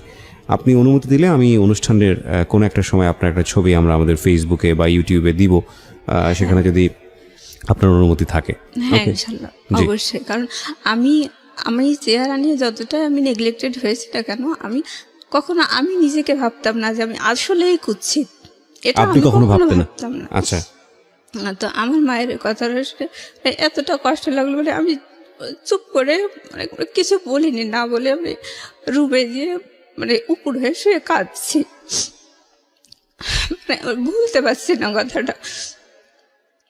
তারপর এভাবে আসলে বলার পরে বেশ কয়েকদিন ধরে আমি বারবারই মানে বিয়ের জন্য আপত্তি করছি। মানে আমার খুবই শখ, মানে মাই হার্ট অ্যান্ড সোল, আমি চাইতাম আমার হাজব্যান্ডের যেন ভালো শিক্ষিত চাকরিজীবী, মানে একেবারে প্রাণের দাবি মতো। তো আমি সবসময় বলছি যে ও কেমন ছেলে ঠিক করেছে, আমার পছন্দ না, ও বিদেশে থাকে, কেমন শিক্ষিত না। তখন এরকম আমার মা বুঝায় যে তোর কি চেহারা, বারবার এরকম করে বলে। আমার ছোট বোন বলতেছে যে ওই তারেকের মতো অত বাজে চেহারার একটা ছেলেও যে তোকে দেখে পছন্দ করলো না, তারপরে তাহলে তোরা তো শখ হয় কি করে, তুই ভালো চেহারা ছেলে চাস, তোর শখ হয় কি করে, তুই নিজের যোগ্যতাটা দেখবি না, এটা বললো। আর বড় বোন বলছে যে কয়েকদিন পরে তো তাসফিয়ার গায়ে হলুদ, তা হচ্ছে তখন মানে আমি বারবার বিয়েতে আপত্তি করছি, আর আমার বয়ফ্রেন্ড ওখানে ফোন করছে, ফোন করে ডিস্টার্ব করছে। এক পর্যায়ে ওরা খুব রেগে যায়, রেগে যেয়ে বলছে যে না, মেয়ের নামে অনেক কথাবার্তা শুনছি, থাকে আমরা আর এগোবো না, এরকম অবস্থা। তো সেই সময় আমার বাসা থেকে আমাকে মারধর করছে। আমার বাসাতে জানতো যে ও আমার বয়ফ্রেন্ড, হ্যাঁ, এগুলো অলরেডি জেনে গেছে। আমাকে মানে ওকেই দোষারোপ করতেছে আর আমাকে মারধর করতেছে। আর আমি ওকে বারবার বলছি তুমি যেন ভুলে ওখানে ফোন দিও না, বারবার আমার বাসায় প্রেশার আসতেছে। আর আমি তো বলছি যে আমার বিয়েটা হবে না, আমার তো এঙ্গেজমেন্ট করাবে, তাহলে তুমি এত বাড়াবাড়ি করতেছো কিসের জন্য? টুটুলকে বলছেন? তারপরে ও কথা শুনে না। তারপর আমি এরকম বলার পরে বাসা থেকে ওই আপত্তি করছি বারবার। আমি বলছি যে না, আমারে তো চাকরি করাবে, তা আমার যেটা জমি রেখে দিয়েছে, তাহলে আমি চাকরি করব, তারপর বিয়ে হবে। মানে আমার এক্সপেকটেশনের কোনো মূল্য নেই। আমার ভাই বলছে হ্যাঁ না, তোকে চাকরি দেওয়া হবে না, তোকে বিয়েই দেওয়া হবে। আর বাবা বলতেছে তোকে তো চাকরি দেব না, তোর জন্য জমি রাখছি, না তোর জমি বিক্রি করে তোরে চাকরি দেব না, তুই ওই হাজির বাড়িতে বউ হয়ে যাবি, ওখানে রান্না বান্না করবি, খাবি দাবি, তো তুই তোর চিন্তা বাদ, তুই ওইখানেই যাবি, তোর বিয়ে দিয়ে দেওয়া হবে। এক কথায় মানে খুব মানে ঝেড়ে ফেলে দেওয়ার মতো একটা আচরণ এরকম করে বলল। তো পাত্রপক্ষ বললো যে মেয়ের নামে এইসব উল্টোপাল্টা শুনছি, বাদ দেন না, আমি এইসবের মধ্যে আর নেই। তারপরে এসবের মধ্যে নেই মানে এইসবের মধ্যে মানে বয়ফ্রেন্ড বারবার ওকে ফোন টোন করতেছে, ঝামেলা করতেছে। তখন মনে করছে যে আমার বোধহয় আসলেই বয়ফ্রেন্ড আছে। ও যখন ফোন করতো আমার বয়ফ্রেন্ড, তখন ওই সাথে সাথে মানে রিপ্লাই আসতো ওই থাইল্যান্ড থেকে যে এই আমার এরকম নাম্বার থেকে ফোন করছে, এই বলেছে, বারবার ওই মেয়েকে বিয়ে করতে নিষেধ করে, কি সমস্যা, আমি এসবের মধ্যে এখন আর নেই, এরকম করে বলতো। তারপরে ঘটক শুধু বারবার অনুরোধ করতো, বলতো যে ওরা নানান শত্রুর মধ্যে বসবাস করে, এরকম হয়তো কেউ ডিস্টার্ব করতে পারে, ওর বড় বোনের এরকম উঠায় নিয়ে গেছে, এরকম করে বললো। বলছে বাবা তুমি টেনশন করো না, এরকম করে বলছে। কিন্তু আমার বাড়ি থেকে সবাই বুঝতে পারছে যে টুটুল এরকম ঝামেলা করতেছে। তো আমি খুব আমি তো পরে ঘটক আমাকে ফোন দিয়ে বলছে যে দেখো এরকম সমস্যা হচ্ছে, তা বিষয়টা কি। তখন আমি ক্লিয়ার খুলে বলছি যে দেখেন, আমার কি পছন্দ, আমার কি ভালো লাগে, এটা কিন্তু আপনারা কেউই শোনার প্রয়োজন মনে করেননি। আমি সবসময় চাই একটা ভালো শিক্ষিত চাকরিজীবী ছেলে হবে, এরকম। আপনারা তো কেউ কানেই তুলছেন না, আর আমারা কেউ জিজ্ঞাসা করলেন না যে ওই ছেলেটা আমার আদৌ পছন্দ কিনা। তখন ওই ঘটক বলছে, ও তাহলে তো ওই ছেলেটা মানে থাইল্যান্ডে বারবার ওই পাত্রের কাছে ফোন করছে আর মানে বিয়েতে নিষেধ করতেছে, তাহলে তো তোমার কথার সাথে আমি মিল পাচ্ছি যে সেই ছেলেটাও শিক্ষিত, মানে ভালো ছেলে, অনেক উল্টোপাল্টা কথা বলছে, আর তোমারও তো দেখি এখানে আসলেই আপত্তি, আমি তো দেখি টুকটাক মিল পাচ্ছি, এরকম বলছে। বলার পরে তখন আমার বাবা বিশাল ক্ষেপে গেছে আমার কথাগুলো শুনে। আমি যে ঘটকে যেভাবে বললাম কথাগুলো, ওটা আমার বাবার পাশে বসে বলছে, মানে আমাকে একদম জিম্মি করে রাখছে। আমাকে যখন একটু ফোনে কথা বলতে দিত, তখন মানে আমার বাবা, আমার মা, আমার বোন, ভাই সবাই আমার সামনে বসে থাকতো, আর আমার কাছে রোবটের মতো যা দুটো কথা শিখাই দিত, মানে ওগুলোই আমাকে বলতে হতো। এরকম আমি যে নিজস্ব কিছু কথা বলবো সেটা বলার কোনো সুযোগ নেই, আমাকে পুতুলের মতো যা শিখাই দেবে তাই আমাকে বলতে হবে। আমার বাবা বলছে যে বলো সব। তখন ঘটক যেভাবে বলল যে তোমার তো দেখি এখানে মত নেই, তখন আমার আব্বা আমাকে ধমক দিয়ে বলল, এই ওসব কী কথা বলছিস, তুই বল যে আমার বাবা যা করবে আমি তাতেই রাজি। আমাকে আমার মা পেছন দিক থেকে চুলের মুঠি ধরে একটু খেসে টেসে দিল, এরকম মানে মারধর করলো, চড়চাপড় মারলো আপনার গায়ে। হ্যাঁ, তারপরে আমি বাবার কথাই বললাম যে ঠিক আছে, আমার এরকম শখ ছিল ঠিকই, কিন্তু আমি চাই আমার বাবা যা করবে তাই, মানে বাধ্য হয়ে বললাম আর কি। মানে রাজি হয়ে গেলেন, এবং ছেলেটাকে তখন আপনি দেখেননি? না, তখনও দেখিনি। তো যাই হোক, রাজি হওয়ার পরে এবার আমি আবারও চুরি করে আমার বয়ফ্রেন্ডকে ফোন দিয়েছি। দেওয়ার পরে আমি বলছি, দেখো আমাকে না এরকম করে বারবার বলছে, আমাকে তো আসলে এঙ্গেজমেন্ট করাবে, তো তুমি এরকম বারবার করে ফোন দিও না, বারবার ঝামেলা করতেছো কিসের জন্য। তখন ও বলতেছে যে আচ্ছা ঠিক আছে, আমি আর ফোন দেবো না। বলছে আমি তো তোমার পক্ষেই আছি, তাহলে তুমি বারবার কেন ফোন করতেছো, আর এভাবে মানে মারধর করতেছে, রাগারাগি করতেছে সবাই, তুমিই তো ভুলাচ্ছ সিচুয়েশনটা, তা এরকম কেন করতেছো। তখন বলছে আচ্ছা ঠিক আছে, আমি ফোন দেবো না। তো এর ভিতরে ও আবার একদিন আমাকে বলেছে যে আমি ওই ছেলের সাথে কথা বলবো, প্লাস তুমিও কথা বলবা। বলার পরে যেভাবে হোক বিয়েটা ভাঙতেই হবে, এনি কস্ট। আমি বলছি যে না, তুমি এরকম বাড়াবাড়ি করো না, আমার কিন্তু খুব যে সিরিয়াস ডিসিশন নিয়েছে তা কিন্তু না, আমার তো চাকরি বাকরি করায় করবে এরকম বলছিল, আর আমার তো মানে এঙ্গেজমেন্ট করাবে এরকম বলেছে তো বাড়ির পক্ষ থেকে, তুমি এত বাড়াবাড়ি করো কেন। বলছে না, ও তোমাকে কথা বলতেই হবে। তাই বলে ও ফোনে কথা বললো আমার ওই যে পাত্রের সাথে আর কি, বলে নিয়ে পরে বলছে যে নেন ওই পাত্রীর সাথে কথা বলেন, আমার বয়ফ্রেন্ড বলার পরে আমি বলছি যে দেখেন ঠিক আছে, আমার রিলেশন আছে ঠিক আছে, বাট আমি যে তাকেই বিয়ে করব এরকম না, আমি সবসময় চাই একটা ভালো শিক্ষিত চাকরিজীবী একটা ছেলে, এরকমই আমার পছন্দ। তো আমার বাবা মা যদি ওরকম একটা ছেলেও ঠিক করে আমি তাতেও রাজি, এরকম কথাটা আমি বলেছি, কিন্তু আড়ালে, হ্যাঁ, ওর সামনে বলিনি, বয়ফ্রেন্ডের সামনে বলিনি। তো এটা বলার পরে ওই ছেলেটা সাথে সাথে ঘটককে ফোন দিয়ে বলেছে যে ওই মেয়ে আমার সাথে কথা বলেছে, ওই মেয়ে এই বিয়েতে আসলে রাজি না, ওর একটা বয়ফ্রেন্ড আছে। বলার পরে ঘটক মানে সেই সন্ধ্যাবেলায় তাড়াতাড়ি করে গাড়ি ভাড়া করে বাসায় চলে এসেছে। এসে বলছে হ্যাঁ আমি কী সব উল্টোপাল্টা শুনলাম, মেয়েও সেই পাত্রের সাথে কথা বলেছে, মেয়ের বয়ফ্রেন্ডও কথা বলেছে, কি ভয়ঙ্কর কথা শুনলাম, আর ছেলের বাবা আমার সাথে খুব বার্গেনিং করছে, রাগারাগি করতেছে। তো তখন আমার বাবা বুঝে ফেলেছে যে আসলে আমি কাজটা করেছি। ওই দিন আমার মা আর আমার মা অসুস্থ ছিল, আর বাবা আমার মাকে নিয়ে যশোরে গিয়েছিল ডাক্তার দেখানোর জন্যে। তো ওই সময়টা বাসায় আসলে কেউ ছিল না, আমার ছোটো বোন ছিল। তো ওই সময়টাতে আমি আসলে এরকম আমার বয়ফ্রেন্ডে আমাকে বাধ্য করেছে ওর সাথে কথা বলার জন্য। তো বাসায় এসে যখন এরকম হুলুস তুলুস কাণ্ড দেখলো, তখন আমার মাও আমাকে মারলো, তারপরে আমার বাবাও খুব দুর্ব্যবহার করলো। করার পরে আমার বাবা ফোন ধরাই দিয়ে বলছে, শোনো তুমি যদি আসলেই কথা বলেই থাকো মানলাম, অসুবিধা নেই, এখন কথা হচ্ছে যে তোমাকে ভয়েস চেঞ্জ করে ওই ছেলের সাথে কথা বলতে হবে, যে যে ওই ছেলেটার সাথে তুমি আসলে কথা বলোনি, এটাই বোঝাতে হবে। তো মানে আমি চারিদিক থেকে ধরা খেয়ে গেলাম দেখে মানে খুব মানে ভীতু হয়ে গেছি। আর মানে আমি তো জিম্মি, আমার বাকশক্তিটাও যেন জিম্মি, এরকম অবস্থা। তো আমি বলছি আচ্ছা ঠিক আছে। তারপর আমার ওই পাত্রটার সাথে আমার বাবা ফোনে কথা বলাই দিল, আমার বাবার ফোন থেকে বলছে যে কথা বলো। এবার আমি ভয়েস তো আর চেঞ্জ করা যায় না, তারপরে আমি চেষ্টা করেছি, মানে আমি মারধর খেয়ে একেবারে সোজা হয়ে গেছি আর কি। তো আমি যথাসম্ভব চেষ্টা করলাম যে একটু অন্যভাবে কথা বলার জন্য, যে আমার ভয়েসটা যাতে না বুঝতে পারে আর কি।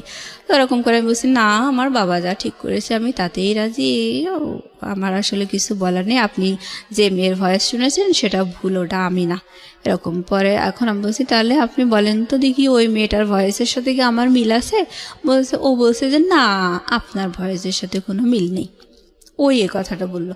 তারপরে আমার বাবা, আমার ফোনের পিছন দিকে আমার বোন, আমার মা একদম কান লাগিয়ে থাকতো, আর ওই পাত্র কি বলছে সেগুলো আমার মা আর বোন শুনতো, আর আমার মা বোন দুজন মিলে আমাকে ওই পেছন দিক থেকে কিল ঘুষি মারতো আর ফিসফিস করে বলতো, এটা বল ওইটা বল, আমি রাজি, এরকম করে বলতে আর আমি তাই বলতাম।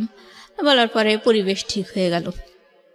হওয়ার পরে এবার হচ্ছে পাত্র মানে আমার ওই পাত্রের বাবা আর কি বলছে যে আমি তো একা দেখে আসছি, এবার আমি চাচ্ছি যে আমার ছেলে বৌমা মেয়ে জামাই সবাইকে নিয়ে পাত্রিকা আর একটু দেখে আসবো, আর হচ্ছে মানে এঙ্গেজমেন্ট করাই আসবো, এরকম বললো। বলার পরে আমি বলছি যে দেখো, আমার বয়ফ্রেন্ডকে বলছি দেখো ওই সামনে শুক্রবার না আমার হচ্ছে এঙ্গেজমেন্ট, ওই তুমি বারবার ফোন দিয়েও কিন্তু পজিশন হলো না, আর আমি তো তাদের হাতে বন্দি আছি, আমার ওই পুতুলের মতো যা বলতে বলছে তাই আমি বলে যাচ্ছি, তাহলে এগুলো করে কোনো লাভ হচ্ছে না, তুমি থামো, এঙ্গেজমেন্টটা অন্তত হতে দাও।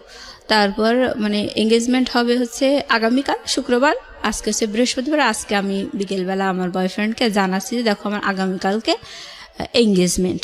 তো আমি ওরকম বলার পরে আমার বয়ফ্রেন্ড বলছে দেখো আমি খুব দুশ্চিন্তায় আছি, যেভাবেই হোক তুমি এই এঙ্গেজমেন্ট বন্ধ করো, আমি কখনোই চাই না তোমার হাতে এঙ্গেজমেন্টের আংটি উঠুক, আমি একদমই চাই না, যদি এরকম হয় তোমার সাথে আমার রিলেশন কিন্তু ব্রেকআপ হয়ে যাবে।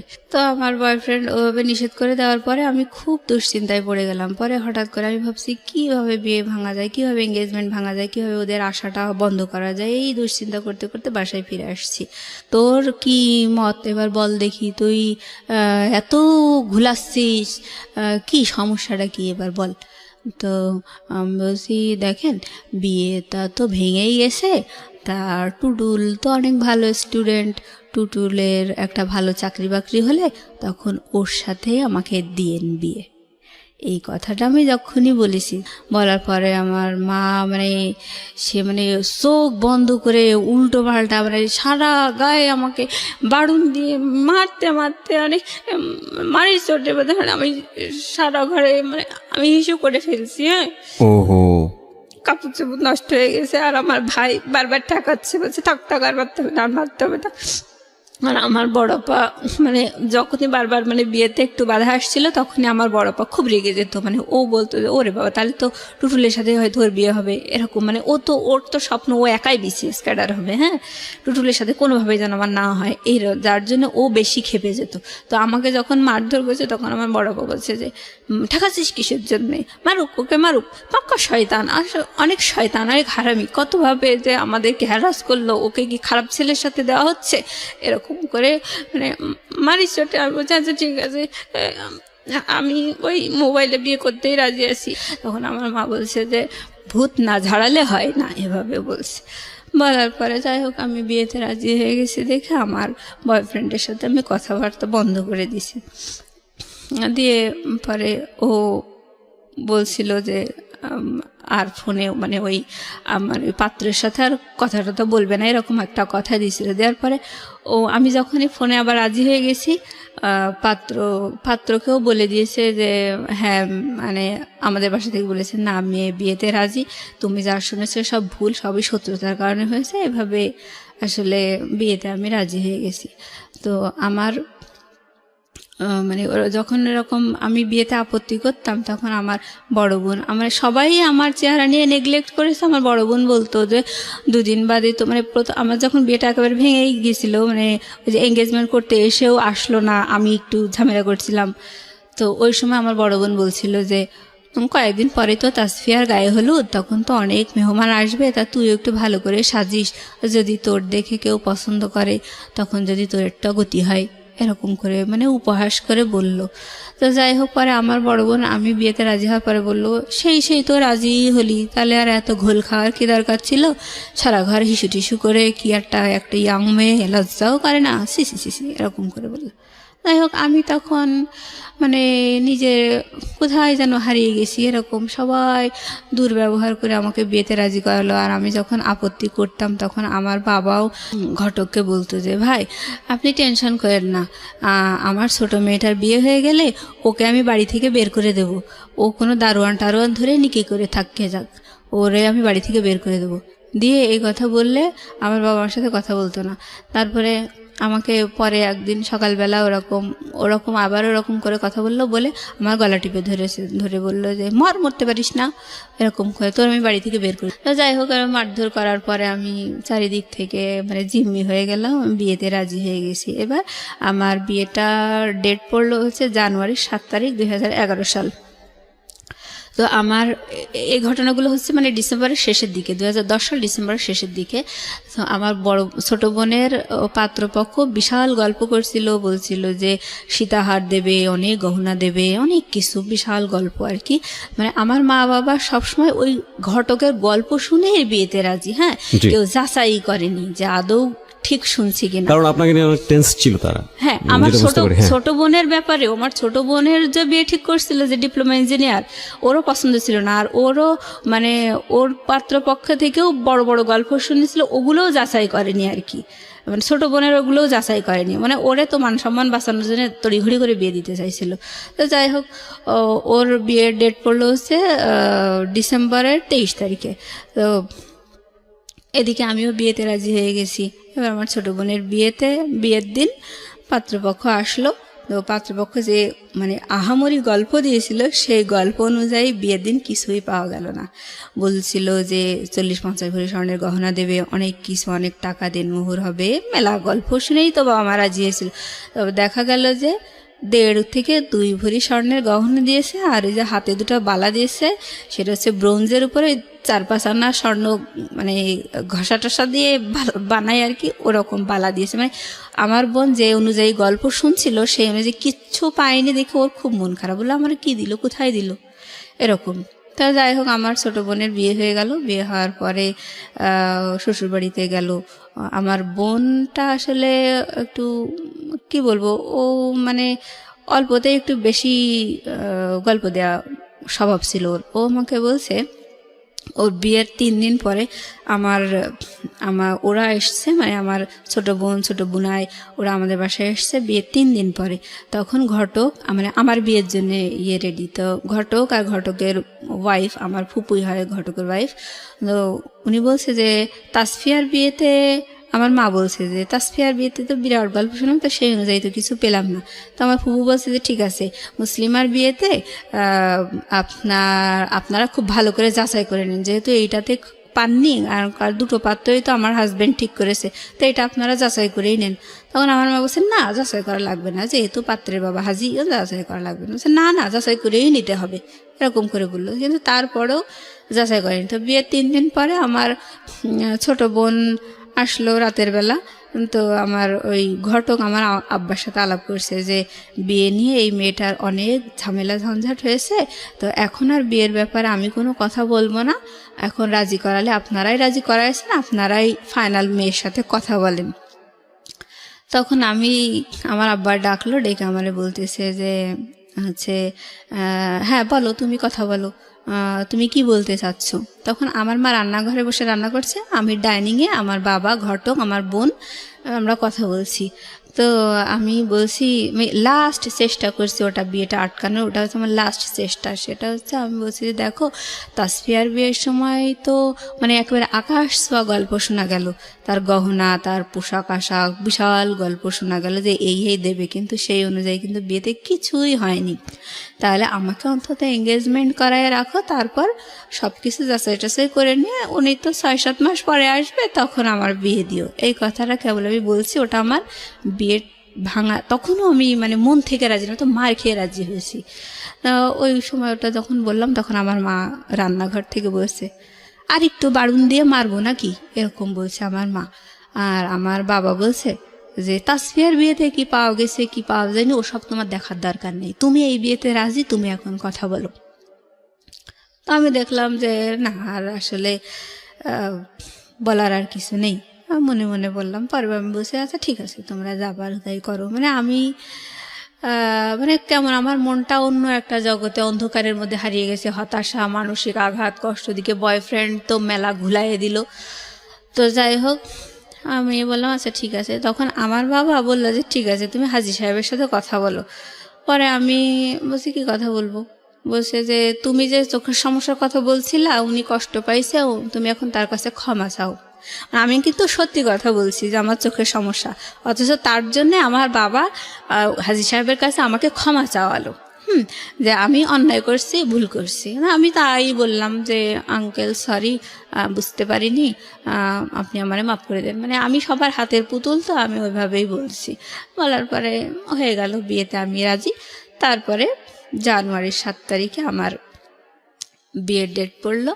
আমার ফোন মানে ওটাতে তো শুধু মেমোরি ছিল। আমার মা বলল, মানে যখন ওই আমাকে মেরে ধরে বিয়েতে রাজি করা ছিল বাড়ুন দিয়ে, তখন বলছে এই ফোনের মধ্যেও নিশ্চয়ই কোনো ঝামেলা আছে, তাই বলে ওইটাও কেড়ে নিয়েছিল। হ্যাঁ, তারপরে যাই হোক, পরে আমাকে বলল যে আমি বিয়েতে রাজি হওয়ার পরে আমাকে দেখতে আসবে আরও একবার, আমার ওই হাজী সাহেব আর একবার দেখতে আসবে পরের দিন।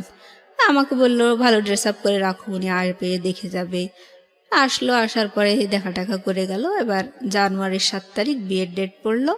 তো ওই বিয়ের দিন আমার ছোট বোন, ছোট বোনাই আসছে। তো আমার ছোট বোনাই বলছে আমার মাকে যে আম্মা হচ্ছে আপি, আমি যতদূর শুনেছি যে আপিকে আপনারা যথেষ্ট মেরে ধরে রাজি করাইছেন, তা পাত্র তো আমরা কেউই দেখিনি, তাহলে এভাবে মোবাইলে বিয়ে দেওয়াটা কি ঠিক হচ্ছে? তার চেয়ে বরং এঙ্গেজমেন্ট করায় রাখেন, আমরা সবাই মিলে আরেকটু দেখি যে আমরা যা শুনেছি সেগুলো আদৌ সত্যি কিনা।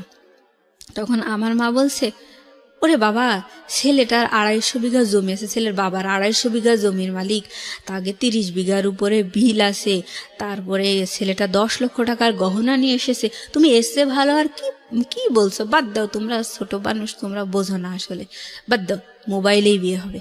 এবার ছেলেপক্ষ চলে আসছে মাইক্রোওয়েভ করে। তো এখন আসার পরে আমার যে মানে কাজী নিয়ে আসছে আমার বাবা, কাজী আনার পরে কাজী বলছে যে মোবাইলে বিয়ে কি, এটা শরীয়তসম্মত না, এটা আমি পড়াতে পারবো না, আর এই ধরনের বিয়ে টেকেও না, এরকম বোকার মতো সিদ্ধান্ত কেন নিচ্ছেন আপনারা? তখন আমার আব্বা বলছে আপনাকে এসব ভাবতে হবে না, বিয়ে মোবাইলেই হবে। তো বলছে ও আচ্ছা ঠিক আছে। তাই বলে মনে করেন ওই কাজী যে রেজিস্টার খাতা, মানে বিয়ে টিয়ে লেখালেখি, ওই রেজিস্টারে আমার নাম ঠিকানা সব কিছু লিখলো, পাত্রের বাবাও পাত্রের নাম ঠিকানা সব কিছু লিখলো, আর ঘটক হচ্ছে উকিল, আর এরকম, আর হচ্ছে মানে আমার বাবা, তারপরে পাত্রের মামা, এরা পাত্রের ভাই, এরা হচ্ছে বিয়ের সাক্ষী।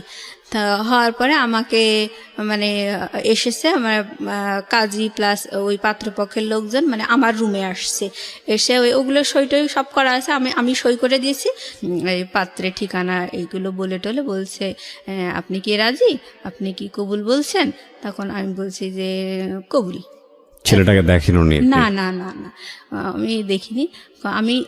আমি মোবাইলে কবুল বলিনি, আমি কবুল বলছি হচ্ছে কাজীর সামনে।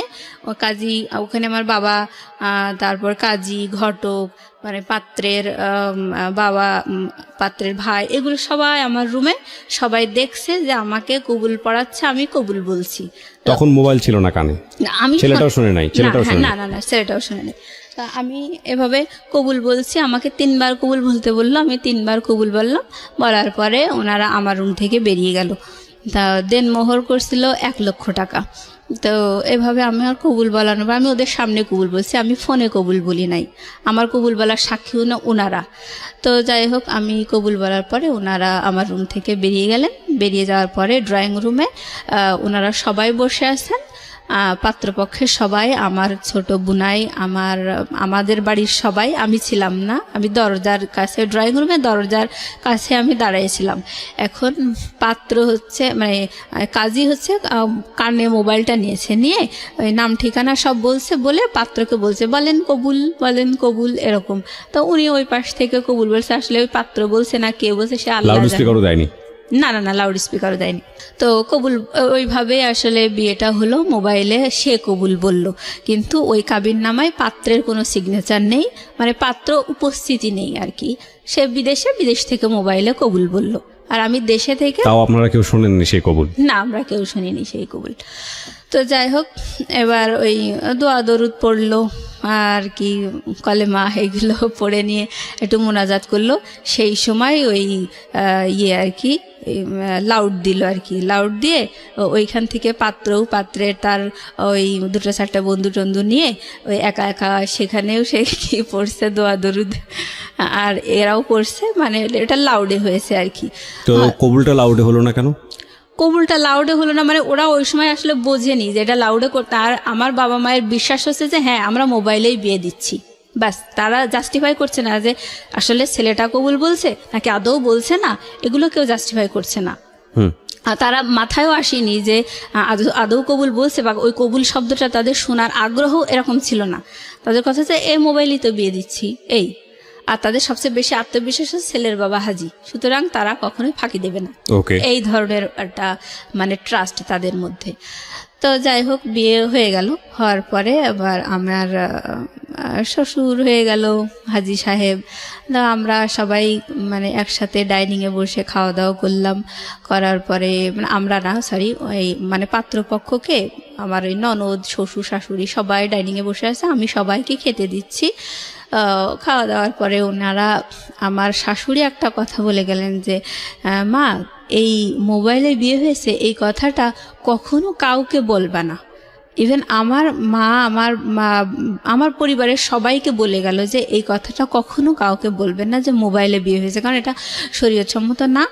আমাদের তো আবারও পরে বিয়ে পড়াতে হবে, যখন ছেলে 6-7 মাস পরে আবার দেশে আসবে তখন তো আবারও বিয়ে পড়াতে হবে, নাহলে তো একসাথে থাকতে পারবে না। আমরা শুধু জাস্ট বেঁধে রাখার জন্যে এরকম করে কবুল পড়ালাম। এরকম কবুল পড়ায় ওই এঙ্গেজমেন্টের আংটিটা আমার হাতে পড়াই দিছে। তো ওনারা খেয়ে দিয়ে চলে গেলেন, আর এভাবে আমাকে বলে গেলেন। বলার পরে পরের দিন সকালবেলা আমার মা হাঁপ ছেড়ে পাড়া প্রতিবেশীদের সাথে বলছে মেয়ে বিয়ে দিয়ে দিয়েছি। মানে আমি বললাম না, আমার মায়ের আগাম গল্প করার একটা অভ্যাস আছে, তো ওরকম মানে গল্প করতেছে। তখন পাড়া প্রতিবেশীরা বিশ্বাসই করছে না, বলছে কখন বিয়ে দিলেন, কই কোনো লোকজন আসলো না, কিছুই দেখলাম না, কখন বিয়ে দিলেন, ওরা বিশ্বাসই করতে চাচ্ছিল না। পরে আমার মা বলছে না, গতকাল 1 মাইক্রো লোকজন আসছিল। বলছে হ্যাঁ, একটা মাইক্রো দেখছিলাম। তা আমরা ভাবছিলাম হয়তো আপনার ছোট মেয়ের শ্বশুরবাড়ি থেকে লোক আসছে, এরকম ভাবছিলাম। বলছে না, আমার ওই মেজো মেয়ের মোবাইলে বিয়ে। তো পাড়া প্রতিবেশীরা বলতে লাগলো যে মোবাইলে বিয়ে দিলেন, এটা মোবাইলে আবার বিয়ে হয় নাকি? তখন আমার মা বললো যে না, আসলে ওদের খুব আগ্রহ ছিল, এঙ্গেজমেন্ট করাতে চাইছিলাম, ওদের এত আগ্রহ দেখে মোবাইলেই দিলাম। তো ওরা বললো তো ভালোই তো, পরপর 2টা মেয়ে বিয়ে হয়ে গেল, ভালোই তো হয়েছে। আর আমার মা তো বিশাল ঘটক যেমন গল্প করছে ঠিক সেইভাবেই সেই গল্পগুলোই বলতে লাগলো পাড়া প্রতিবেশীদের সাথে। তো বিয়ের মানে 2 দিন পরে আমার শ্বশুর বলল যে বাড়িতে তো আমরা শুধু বুড়াবুড়িই থাকি, তো বৌমাকে একটু বেড়াতে নিয়ে যাবো, 1 দিন রেখেই মানে আবার দিয়ে যাব, তো মানে একটু দেন। তাই বলে আমাকে বিয়ের 2 দিন পরে আমার শ্বশুর এসে আমাকে একটু নিয়ে গেল বেড়ানোর জন্যে। তো গেলাম শ্বশুর বাড়িতে। যাওয়ার পরে আমার বিকেলবেলা আমার শ্বশুর মানে ঘটক তো অনেক অনেক গল্প দিয়েছিল, তো সেইগুলোর বাস্তবতা আমার শ্বশুর দেখাচ্ছে। তো ঘটক যখন বিয়ের সময় বড় বড় গল্প দিত, শ্বশুরের কানে সেই কথাগুলো যায়নি। হ্যাঁ, তো ঘটক আমার শ্বশুর আমাকে মানে ইয়ে মানে ড্রয়ার থেকে, আলমারি ড্রয়ার থেকে বের করে মানে ওই ভাউচার আর কি, টাকা ওনার ছেলে আর কি কত টাকা এ যাবৎ পাঠাইছে দেশে ওনার কাছে আর কি, সেইগুলো আমার দেখাচ্ছে। তো বলছে দেখো বৌমা, আমার ছেলে এ পর্যন্ত আমার কাছে 6 লাখ টাকা পাঠিয়েছে, অথচ ঘটক বলেছিল যে 60 লাখ টাকা তার ক্যাশই আছে। ওকে, এইসব। তারপরে আমার শ্বশুর বলল যে আমার বাবার জমি আমি হচ্ছে ভাগে পেয়েছি 15 বিঘা, অথচ ঘটক বলছিল যে 250 বিঘা জমি, 30 বিঘা বিল, এসব বলছিল। না, আমার মা বাবা কখনোই জাস্টিফাই করেনি জিনিসগুলো। আর হচ্ছে তখন আমি সঠিকটা জানতে পারলাম। জানার পরে আমি দেখলাম আসলে এখন আর প্রতিবাদ করেই বা কি লাভ, অন্ত হয়েই তো গেছে বিয়ে। টুটুলের কি অবস্থা তখন? টুটুল কি করছে? হ্যাঁ, এইটার পরে আমি যখন শ্বশুরবাড়ি থেকে ঘুরে আসলাম, আমার শ্বশুর আমার একটা 3 পিস কিনে দিল, একটা নাকফুল কিনে দিল, আর ওই যে মানে ইমিটেশনের চুড়ি আছে ওইটা মানে 2 ডজন ওই 80-90 টাকা দিয়ে মানে কিনে দিল। দেওয়ার পরে আমি শুনছিলাম যে 10 লক্ষ টাকার গহনা এনেছে। আমি ভাবছিলাম যে অন্তত আমাকে না দিক, কিন্তু দেখাতে তো পারতো যে আমার জন্যই তো এনেছে। আমি এগুলো মনে মনে বলছিলাম যে আমার দেখাতে তো পারতো যে বৌমা তোমার জন্য এই এনেছে, তোমাকে উঠানোর সময় এগুলো দেওয়া হবে, এগুলো তো মানে বলতে তো পারতো। আমি তো ঘটকের সব কথাই বিশ্বাস করছিলাম, বাবা মাও তো এরকম করে দিল। তো যাই হোক, আমাকে ওরকম অর্নামেন্টস দিলে, একটা নাকফুল দিছে 300 টাকা দিয়ে, আর ওই ইমিটেশনের চুড়ি আর একটা 3 পিস, এটা দিয়ে আমার শ্বশুর পরের দিন আবার আমাকে রেখে গেল। তো আমি বাসায় এসে বলছি দেখো এই এই তাদের প্রপার্টির অবস্থা। তখন আমার মা ঘটকের মানে মনে মনে মানে আমার সাথে বলতেছে, খুবই অভিশপ্ত শয়তান হচ্ছে আমার ছোট মেয়েটার জীবনটা এভাবে নষ্ট করলো, আমার মেজ মেয়ের জীবনটা এভাবে নষ্ট করলো। তো বলছি কেন, ঘটকে দোষ দিচ্ছেন কেন? আপনারা কি যাচাই করতে পারতেন না? আর ঘটককে বিয়ে দিয়েছেন নাকি? বিয়ে তো আপনারা দিয়েছেন। যাই হোক, এভাবে বলার পরে মানে খুব রাগ আমার বাবা মায়ের উপর। এবার আমার ফোনগুলো আমাকে দিয়ে দিয়েছে, আমার ফোন, আমার বোনের ফোন, যারটা তার আমার বাবা আমাদেরকে দিয়ে দিয়েছে। দেওয়ার পরে আবার আমি তখন টুটুলকে ফোন করছি। আমি ফোন করে বলছি দেখো এরকম তো বিয়ে হয়ে গেছে, তা তুমি তো অনেক পরিবেশ ঘোলা করেছো, আমি তো চাইছিলাম এঙ্গেজমেন্ট করাতে, আর তুমি যেভাবে পরিবেশ ঘোলা করেছো তাতেই ওরা আসলে মোবাইলে, ওদের এমনি বিয়ে দেওয়ার ইচ্ছা ছিল, আমার বাবা মাও বলছিল, কিন্তু আমি এরকম যদি পরিবেশ ঘোলা না হতো তাহলে হয়তো মোবাইলে বিয়েটা বন্ধ করা যেত, কিন্তু তুমি যেভাবে করছো মোবাইলে আমার বিয়ে হয়ে গেছে। তাহলে অবশেষে কি হলো, শেষ পর্যন্ত তো তোমারও পাইলাম না আর আমার মোবাইলে বিয়ে হয়ে গেল। তখন ও বলল যে দেখো তোমার সাথে আমার রিলেশন এত বেশি লং হবে এমন প্ল্যান তো আমার ছিলই না। আমি তো আমার ফ্রেন্ডদের সাথে, আমার কলিগদের সাথে বাজি ধরে তোমার সাথে রিলেশন করছিলাম। তোমার সাথে যখন আমার রিলেশন ছিল ওই সময় আমার মিনার সাথে রিলেশন ছিল, মিনা আমার ছাত্রী। আমি আসলে ওকে ভালোবাসি, কিন্তু তোমার সাথে বাজি ধরে আমি রিলেশন করছিলাম, তুমি আমার চিন্তা বাদ দাও। ওকে ওকে, মানে ওই সময় ওটা শোনার পর আমি বলছি তাহলে এই কথাগুলো আমার বিয়ের সময় তুমি বলতে, যখন তুমি পরিবেশ ঘোলা করছিলে সেই সময় বলতে। তখন বলছে না, এভাবে কি বলা যায় নাকি, বাজি ধরে আসছি এরকম, বা তোমাকে চায় না, এগুলোকে ডিরেক্ট বলা যায় নাকি? যাই হোক, বলিনি। তো ওর ওই কথাটা শুনে মানে মানে এতটাই আমি হতভম্ব হয়ে গেছি যে এ আবার কোন বেইমান। এবার ওর সাথে আর কোনো যোগাযোগ নাই, কথা নাই। এখন আমার বাবা বলতেছে যে বিয়ের যখন আমার প্রায় 4-5 দিন এরকম যাচ্ছে, আমি আমার হাজব্যান্ডের সাথে ফোনে গল্প করি, আমার মন না চাইলেও গল্প করি, কি করবো, এখন তো আর কিছু করার নাই। আমার খুব কষ্ট লাগতো বয়ফ্রেন্ডের এরকম আচরণ শুনে, এভাবে মারধর করে বিয়ে দিল। তাই আমি একা একাই খুব কান্নাকাটি করতাম করে ওই সময় আমার হাজব্যান্ডকে মানে ফোন দিয়ে আমি হাওমাও করে কাঁদতাম, কিন্তু আমি ওকে বলতে পারতাম না যে আমি কেন কাঁদছি। তো ও মনে করতো আসলে আমি ওদের খুব ভালোবাসি, ওকে খুব দেখতে চাই, কাছে পেতে চাই, এই জন্যে আমি কাঁদছি। তো ও আমাকে বুঝাতো, মানে ওর ধারণাটা ভুল। হ্যাঁ, কিন্তু আমি তো আমার মনের কথাগুলোও বলতে পারছি না। তো ও বলছে যে এভাবে কান্নাকাটি করো না, আমি চলে আসবো দেশে, তুমি এভাবে কাঁদলে কিন্তু আমি এখনই চলে আসবো, এরকম করে বলার পরে আমার বিয়ের যখন 5-6 দিন, বিয়ের পরে কি আপনি নিজের বাড়িতে থাকলেন নাকি শ্বশুর বাড়িতে চলে গেলেন? না, আমি শ্বশুর বাড়িতে একদিন বেড়ানোর জন্য গেছি, 1 রাত থেকে আবার শ্বশুর আবার আমাকে দিয়ে গেছে। হ্যাঁ, তো মানে বলছে যে উঠায় নেওয়ার পরে আমি শ্বশুর বাড়িতে যাবো এরকম। তো যাই হোক, এবার আমার বাবা আমাকে বললো, মানে আমাকে বিয়ে দিয়েই মানে হাফ ছেড়ে বাঁচলো, মানে পাত্রপক্ষ যেরকম বড় বড় গল্প দিছিল যে পড়াবে, চাকরি ঘুষ দেবে, এইগুলো। তখন আমার বাবা বলতে লাগলো যে এখন তো তোমাকে বিএসসি ভর্তি করায় দেবো, তোমার বিয়েই তো দিছি এই কারণে যে ওরা তোমাকে পড়াবে, এখন জামাইয়ের কাছে খরচ চাও চাও, তোমার খরচ কে দেবে? আর বাসা থেকে আমার মাও মানে খুব খারাপ বিহেভ করতে বলছে, 2 দিন হাজব্যান্ড না হতেই তার দরদ খুব বোঝা শিখে গেছে, এরকম বলছে। আমার আসলে টাকা চাইতে খুব লজ্জা করতো। আমার বলছি যে বিয়ে তো তোমরাই দিছো, তাহলে তোমরা টাকা চেয়ে দাও, আমি কেন চাইতে যাবো? বলছে কেন, এখন তো তোর নিজস্ব পরিবেশ হয়েছে, এখন তুই তোর মতো করে ম্যানেজ করে নিবি। মানে আমার উপরে চাপাই দিচ্ছে এবং আমার বলতে যে তোর খরচ কে দেবে, তোর তো বিয়ে হয়ে গেছে, তোর খরচ কে দেবে, এরকম করে নেগলেক্ট করে কথা বলে। তারপরে আমার আসলে অনেক খারাপ লাগে ব্যবহার আসার এরকম দেখে আমি আমার হাজব্যান্ডকে বলছি যে দেখো তুমি তো বলছিলে যে চাকরির বাকরির ঘুষ দেবা, পড়াবা, আবার বিএসসি ভর্তি করাই দেবা, সবই তো বলছিলে, তাহলে এইসব শুনেই তো রাজি হয়েছি। কারণ আমার বাড়ি থেকে বলতেছে তুমি বিএসসি ভর্তি করাই দিতে, তা তুমি দাও। বলতেছে যে কেন বিএসসি আমি এখন ভর্তি করাই দেবো, কারণ তোমার মুখ তো আমি দেখিনি, বিএসসি ভর্তি করে বিএসসি পড়াতে তো লাখ লাখ টাকা খরচ হবে, আমি তো তোমার মুখই দেখিনি এখনো, তাহলে এত টাকা এখন তুমি তোমার বাবার ঘরে আসো, তোমার বাবার বাড়ির কাছে খরচ চাও। এটা আপনার হাজবেন্ড বললো? বলার পর আমি, ছিল আপনার হাজবেন্ডের? ওর নাম ছিল হচ্ছে শামসুল। হ্যাঁ শামসুল। তা আমি যখন বললাম দেখো তোমার জামাই এই কথা বলছে, আমার আব্বাকে বলছি যে ও বলছে যে কোনো খরচ আমি দিতে পারবো না, তোমার বাবাকে দিতে বলো, তোমার বাবার বাড়িতে আসো, তোমার বাবাকে দিতে বলো। তখন আমার বাবার সাথে সাথে আমার ফোনটা কেড়ে নিয়ে বলছে ও তুমি তাহলে এই কথাই বলছো? যে আমার হাজব্যান্ডকে বলছে যে এই তোমার মনের কথা? বলছে হ্যাঁ এটাই মনের কথা, কারণ আমি তো এখনও তার মুখই দেখিনি, আর সবচেয়ে বড় কথা হচ্ছে যে বিয়েতে তো মানুষ কত গল্পই দেয়, আমার মনের কথা হচ্ছে আমার ওয়াইফকে আমি মোটেই পড়াশোনা করাবো না, আর বাচ্চা কাচ্চা হবে, সংসার করবে, চাকরি বাকরি করাবো না, আর যদি তার খুবই শখ হয় তাহলে আমি ওই প্রাইমারি টিচার হিসেবে আমি ওরে চাকরি করাইতে পারি। এটা শুনে আমার আব্বার খুব মন খারাপ হয়ে গেল। আমার আব্বা বলছে তোমাদের গল্প শুনেই তো দিয়েছিলাম, তাহলে তোমরা যখন এই কথা বলছো তাহলে আমার মেয়ের মুখ আর তোমাকে দেখতে হবে না। দেখার এবার বলে আমার বাবা কাজীকে ডাক দিল, তখন বিয়ের প্রায় 8 দিন। তখন আমার বাবা কাজীকে ডেকে বলছে যে পাত্রপক্ষ তো এই বললো, তা আমার ভাইয়ার এগোনোর ইচ্ছা নেই, যা হবার হয়েছে। তখন আমার কাজী আঙ্কেল খুব ধমক দিল আব্বাকে, বলছে আমি তো নিষেধই করছিলাম আপনারা এইগুলো করবেন না, শুধু শুধু এভাবে পাড়ার প্রতিবেশী সবাই জেনে গেল মেয়ের বিয়ে হয়েছে, এ কী করলেন আপনারা, পুতুল খেলার মতো। তখন আব্বা বলছে যাই হোক বাদ দেন, এখন কিভাবে পরিত্রাণ পাওয়া যায় সেটা বলেন। বলছে যে এই বিয়েটা রেজিস্ট্রি হয়নি, পাত্রের সই নেই, সুতরাং পাত্রের সইয়ের ব্যবস্থা করতে হবে, করার পরে বিয়ে রেজিস্ট্রি করতে হবে, সেই রেজিস্ট্রি করার পরে যখন আপনারা ডিভোর্সের আয়োজন করবেন সেই সময় আপনারা দেনমোহর যে 1 লাখ টাকা করা আছে ওই টাকাটা আপনারা দাবি করতে পারবেন। তখন আব্বা বলছে আমি এত দূর এগোতে চাই না, আমি এখনই সমাধান চাই।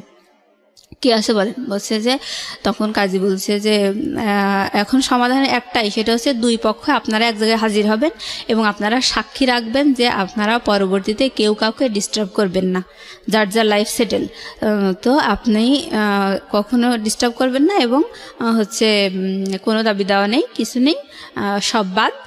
এই বলে ওই কাবিনের কাগজটা যে রেজিস্টারে আমার আছে ওই কাগজটা আমি ছিঁড়ার পরে আপনারা ওই 2 জনে সাক্ষী রেখে ওই কাগজটা ছিঁড়ে ড্রেনে ফেলে দেবেন। তো এটাই করলো। হ্যাঁ, এইভাবেই মানে ড্রেনে ফেলে দিল 2 পক্ষের সাক্ষী রেখে, ওই বিয়ে ওখানেই শেষ হয়ে গেল। বাস এই কয়দিনের মাথায় শেষ বিয়ে? হ্যাঁ এই কয়েকদিনের মাথায় খরচ পাঠাবে না এই কারণে বিয়ে শেষ হয়ে গেল। হ্যাঁ হ্যাঁ হ্যাঁ, মানে ওরা আসলে আমার বাবা মা ওরা মনে করছিল আমার বাবা মা হয়তো খুব লোভী, 2-4 দিন বিয়ে হতে না হতে এইভাবে চাকরি খরচ দাও, বিয়ের খরচ মানে বিএসসি পড়াও, ওরা মনে করছিল এরা তো আমাদের উপর অনেক প্রেশার ক্রিয়েট করছে, এই কারণে ওরা সরে গেল। আর ওদের মনের কথা তো ওরা বলেছিলই যে পড়াবে না, বিয়ের পরে ওদের মনের কথা ওরা বলেছে। বিয়ের আগে বলছিল যে আমি তো থাইল্যান্ডে নিয়ে এসেও মেয়েকে পড়াতে পারি, এরকম বলছিল। বিয়ের পরে আসল কথা যখন মুখোশ ওদের খুলে গেল তখন আমার বাবা এইভাবে বিয়েটা আসলে বাদ হয়ে গেল। হওয়ার পরে আমি মানে তখন আমার বয়ফ্রেন্ড এটা বলল, আমার বিয়ে বাদ হয়ে গেল, সব মিলায় মানে আমার মানে আমি যে কোন জগতে হারিয়ে গেছি মানে আমি বুঝাতে পারবো না, মানে এটা সহ্য করার মতো না। তারপরে আমি ভাবছিলাম যে আমি আসলে সুইসাইড করবো, এরকম মানে বোকার মতো একা একা রাস্তায় হাঁটতাম, খুব খারাপ লাগতো, মনে হতো আমি সুইসাইড করি, মানে আমার তো কোনো দিক থেকে কোনো দোষ নেই, তারপরেও আমাকে এরকম একটা ইয়ে করলো সবাই মিলে, আমার আসলে এই জীবনে কোনো মূল্য নেই এরকম ভাবতাম। তারপরে মনে হতো না এটা আসলে আল্লাহর বিচার হতেই পারে না, যেভাবে আমাকে মেরে ধরে রাজি করাইছে, পাত্র দেখতে দেয়নি, আমাকে উপহাস করেছে, মানে আল্লাহ বোধহয় অসন্তুষ্ট হয়ে বিয়েটা ভেঙে গেছে, ভালোই হয়েছে, মানে আমি তো আসলে এটা চাইনি হোক। তো বিয়ে ভেঙে গেছে, ভালোই হয়েছে এরকম ভাবতাম। কিন্তু গায়ে তো কালি লেগে গেল, আরও 10 জন তো জানলো। এই হতাশা নিয়ে আসলে খুব কষ্ট লাগতো ওই সময়। পরে আমার বাবা বলতো যে মা মনোযোগ দিয়ে পড়াশোনা করো, চাকরি বাকরির জন্য চেষ্টা করো, যা হবার হয়েছে ভুলে যাও। মানে তাদের কথা হচ্ছে ওসব কোনো ব্যাপার না, ভুলে যাও, খুব সহজেই বলতো আর কি। তো আমি তখন খুব রাগ হতাম যে হ্যাঁ তোমরা তো সবাই মিলে মেরে ধরে এরকম করলে, তাহলে এখন অমনি বলছো ভুলে যাওয়া এত সহজ নাকি সব কিছু? আমার মনের উপর কতটা প্রেশার এসছে, আমি কত কষ্ট পেয়েছি, এগুলো তো তোমরা জানতে চাও না। তখন আমার মা আর আমার বোন বলল এগুলো তো এসব তোর কপালে ছিল, কপাল মানিস না কিসের জন্য, এগুলো সব তো তোর কপালে ছিল, এভাবে বলতে লাগলো। কপাল। তো আমি আসলে এইসব কথাগুলোর কোনো মানে আমি দিক বিদিক শূন্য হয়ে যেতাম। এরকম এক একটা মানে আশ্চর্য করা অন্যায় কথা শুনে আমার কাছে খুব খারাপ লাগতো, কিন্তু আমি আসলে প্রতিবাদ করতাম না। মানে আমি জানি যে সবাই আমার সাথে এরকমই দুর্ব্যবহার করে, যার কারণে আমি সবসময় চুপচাপ থাকতাম, কোনো প্রতিবাদ করতাম না। তো অনেক কষ্ট লাগতো। আমি মানে যখন আমার খুব খারাপ লাগতো আমি তাহাজ্জুদের নামাজ পড়তাম, মানে কান্নাকাটি করতাম। আমার ওই সময় মানে এত বেশি খারাপ লাগতো, আমি কোরআন শরীফ মানে এইভাবে আমি নিজের কষ্টগুলোকে মানে কম করার চেষ্টা করতাম। তো আমার মানে খুব প্রত্যেক বছর আমি চাকরি পরীক্ষায় টিকার পরে আমার খুব কষ্ট করে মানে আমার এই 16 সালে চাকরি হয় আর কি। আমি প্রতি বছর চাকরি পরীক্ষায় যখনই আমার চাকরি হয় না তখনই আমার সরকারি চাকরি, হ্যাঁ সরকারি চাকরি। তা আমার মা আমাকে বলে যে তোরে আল্লাহ ঘৃণা করে, এই জন্য তো চাকরি হয় না, তোর মনে করো দূরভিসন দিছিল এই জন্য তো চাকরি হয় না। এরকম এক এক সময় যখনই দেখা যায় যে ভাইবার রেজাল্টে আমার রোল নাম্বার আসেনি, তখনই আমার মা এক একটা উদ্ভট কথা বলতো। এরকম করে মানে আমাকেই সবসময় দোষারোপ। আমার খুব কষ্ট লাগতো। তো অবশেষে অনেক চেষ্টা করতে করতে আমার 2016 সালে চাকরি হয়েছে আর কি। মানে ওই সময় আমার বাবা আবার অ্যাক্সিডেন্ট করে পা ভেঙে যায়। তো আমার চাকরি হওয়া দেখে আর আমার বাবা অসুস্থ, ওই অবস্থা দেখে আমার সংসারের সমস্ত দায়িত্ব আমার ঘাড়ের উপর এসে পড়লো। ইভেন আমার বাবা বলতে লাগলো যে হ্যাঁ আমি অসুস্থ, তা আমার ট্রিটমেন্টের জন্য তুমি লোন নাও। তো এই অবস্থায় আমি সংসার ঠেলছি, লোন আছে, সে লোনের কিস্তি দিচ্ছি, এরকম করেই মানে আমার বর্তমান লাইফ চলছে। তো এখনও বিয়ের প্রস্তাব আসলে আমার মায়ের পাড়া প্রতিবেশীরা বলে দেয় যে ওই মেয়েটা একবার বিয়ে হয়েছিল, মানে ভাঙার চেষ্টা করে এক কথা। এখন আমার একটা সরকারি চাকরি হয়েছে, এখন তো আমার একটু ডিমান্ড হয়েছে এই। তো সেই হিসেবে যখন আসে পাড়া প্রতিবেশীরা শত্রুতা করে ওই বিয়েটার কথা বলে ভেঙে, হ্যাঁ ওই মোবাইলে বিয়েটার কথা বলে ভেঙে দেয়। তো কিন্তু পাড়া প্রতিবেশীরা সবাই জানে যে আমি আমার হাজবেন্ডকে দেখিয়ে দিই চোখে, এইটা কিন্তু বলে না। পরে তো পাত্রপক্ষ যখন বেশি আগ্রহ নিয়ে আমার মায়ের কাছে জিজ্ঞেস করে যে ঘটনাটা কি, কারণ অনেক ম্যারিড মেয়েদেরও তো বিয়ে হয় তাই না। তো আমার মায়ের কাছে যখন যায় তখন আমার মা বলে যে না, পাড়া প্রতিবেশীরা যা বলছে সব মিথ্যা কথা, এরকম কিছুই হয়নি। তখন তো বিষয়টা আরো জটিল হয়ে যায়। এবং সবাই মনে করে যে না, বাবা মা তো সন্তানের দোষ ত্রুটি ঢেকে, তাহলে পাড়া প্রতিবেশীরাই ঠিক বলছে, নিশ্চয়ই মেয়ে কোনো কেলেঙ্কারি করছিল আর ওর বাবা মা গোপন করছে। তার মানে সবাই ভাবে যে ওই বিয়েটা আসলে আমি খারাপ, আমি পালিয়ে গিয়ে বিয়ে করছিলাম, কোনো একটা অ্যাক্সিডেন্ট, আমারই দোষ, এটাই পাত্রপক্ষ ভাবে আর মানে বিয়ে ভেঙে যায়। তার মানে চিন্তা করে দেখুন যে ও কিন্তু এখন ইডেনে পড়াশোনা করছে, ও কোনো পরিচয় এখানে গোপন করেনি এবং খুব সাহসীভাবে নিজের ভূমিকা এখানে এসে তুলে ধরেছে যে ইডেনে পড়াশোনা করছে। আপনি মাস্টার্সে পড়ছেন না? জি জি। কোন সাবজেক্টে পড়ছেন? পলিটিক্যাল সায়েন্সে মাস্টার্সে পড়ছে, ডিপ্লোমা করাও এবং একটা সরকারি চাকরি করে। আমি গ্রাজুয়েশন এখান থেকেই করছি, ইডেন থেকে গ্রাজুয়েশন করে, ইডেন থেকে গ্রাজুয়েশন করা, ইডেনে মাস্টার্স করছে এবং একটা সরকারি চাকরি করছে একটা মেয়ে, এবং দেখতে শুনতেও যথেষ্ট সুন্দর মাশাআল্লাহ। আমি ছবি দিয়ে দিয়েছি, আমার ফেসবুক পেজে আছে এবং ইউটিউবে আপনারা আসলে দেখতে পাবেন। এই মেয়েটার শুধুমাত্র পারিবারিক অবহেলা এবং ভুল সিদ্ধান্তের কারণে সামাজিকভাবে সে কতটা বাধাগ্রস্ত হয়ে একটা অনিশ্চিত ভবিষ্যতের দিকে চলে যাচ্ছে। তো আপনি আজকে কেন আসলেন জীবন গল্পে এই গল্পটা বলার জন্য, এবং এত নিজেকে একেবারে প্রকাশ করে কোনো পরিচয় গোপন করেননি, ছবি দিয়ে কেন আপনি সাহসী ভূমিকা নিতে গেলেন? আমি আসলে সাহসী ভূমিকা নিয়েছি কারণ আমি আমার দিক থেকে অলওয়েজ রিয়েল। ওকে, আমি কখনো মানে ঢাক গুড় এই ধরনের মানে আমার মা যেভাবে ঢেকছে দোষগুলো, আমি এগুলো পছন্দ করি না। আর কথা হচ্ছে আমি কখনো মানে কোনো কিছু জটিল বা রহস্য রেখে, কোনো কিছু গোপন রেখে, ভুল ত্রুটি গোপন রেখে আমার কোনো স্বার্থ উদ্ধার হোক, এটা আমি কখনো চাই না, আমি পছন্দ করি না এগুলো। তো আমার মা যেভাবে গোপন করছে এটা আসলে তারই দোষ, মানে এগুলো তো তারাই দিয়েছে, দোষ তো তাদের। এখন তারা এগুলো মানে স্বীকার করছে না, স্বীকার করলে দেখা যাচ্ছে হয়তো পাত্রপক্ষ তাদের সাথে বার্গেনিং করবে যে কেন এভাবে বিয়ে দিলেন, আচ্ছা আচ্ছা আমার মা তো নিজেদের দোষ মোটেই ধরতে চায় না। আচ্ছা। আর কথা হলো যে কপালে ছিল, এই হলো বলতো সব সময়। তো যাই হোক, এখন এইভাবেই বাধাগ্রস্ত অবস্থায় আছে। তো আমার মা আপাতত একটা ঘটক ধরেছে, সেটা তারই একটা দুলাভাই। হ্যাঁ, তো তাকে বলেছে যে আমাদের এলাকায় অনেক শত্রুর মধ্যে আমি বসবাস করি, আমার মেয়ের বিয়ে বারবার এভাবে ভেঙে যাচ্ছে, তো আমি চাই যে মেয়েকে অন্য জায়গায় এনে বিয়ে দিতে। এটা আমার মা আপাতত, মানে এটা আমার ইনস্ট্যান্ট এই ধরনের আচরণ আমি পাচ্ছি আর কি, যেটা আপনার জন্য ভবিষ্যতে ভালো হবে না বলে না মনে ভালো করছেন হবে না, না? কারণ তারা কোনোভাবে আমার বিয়েটা স্বীকার করছে না।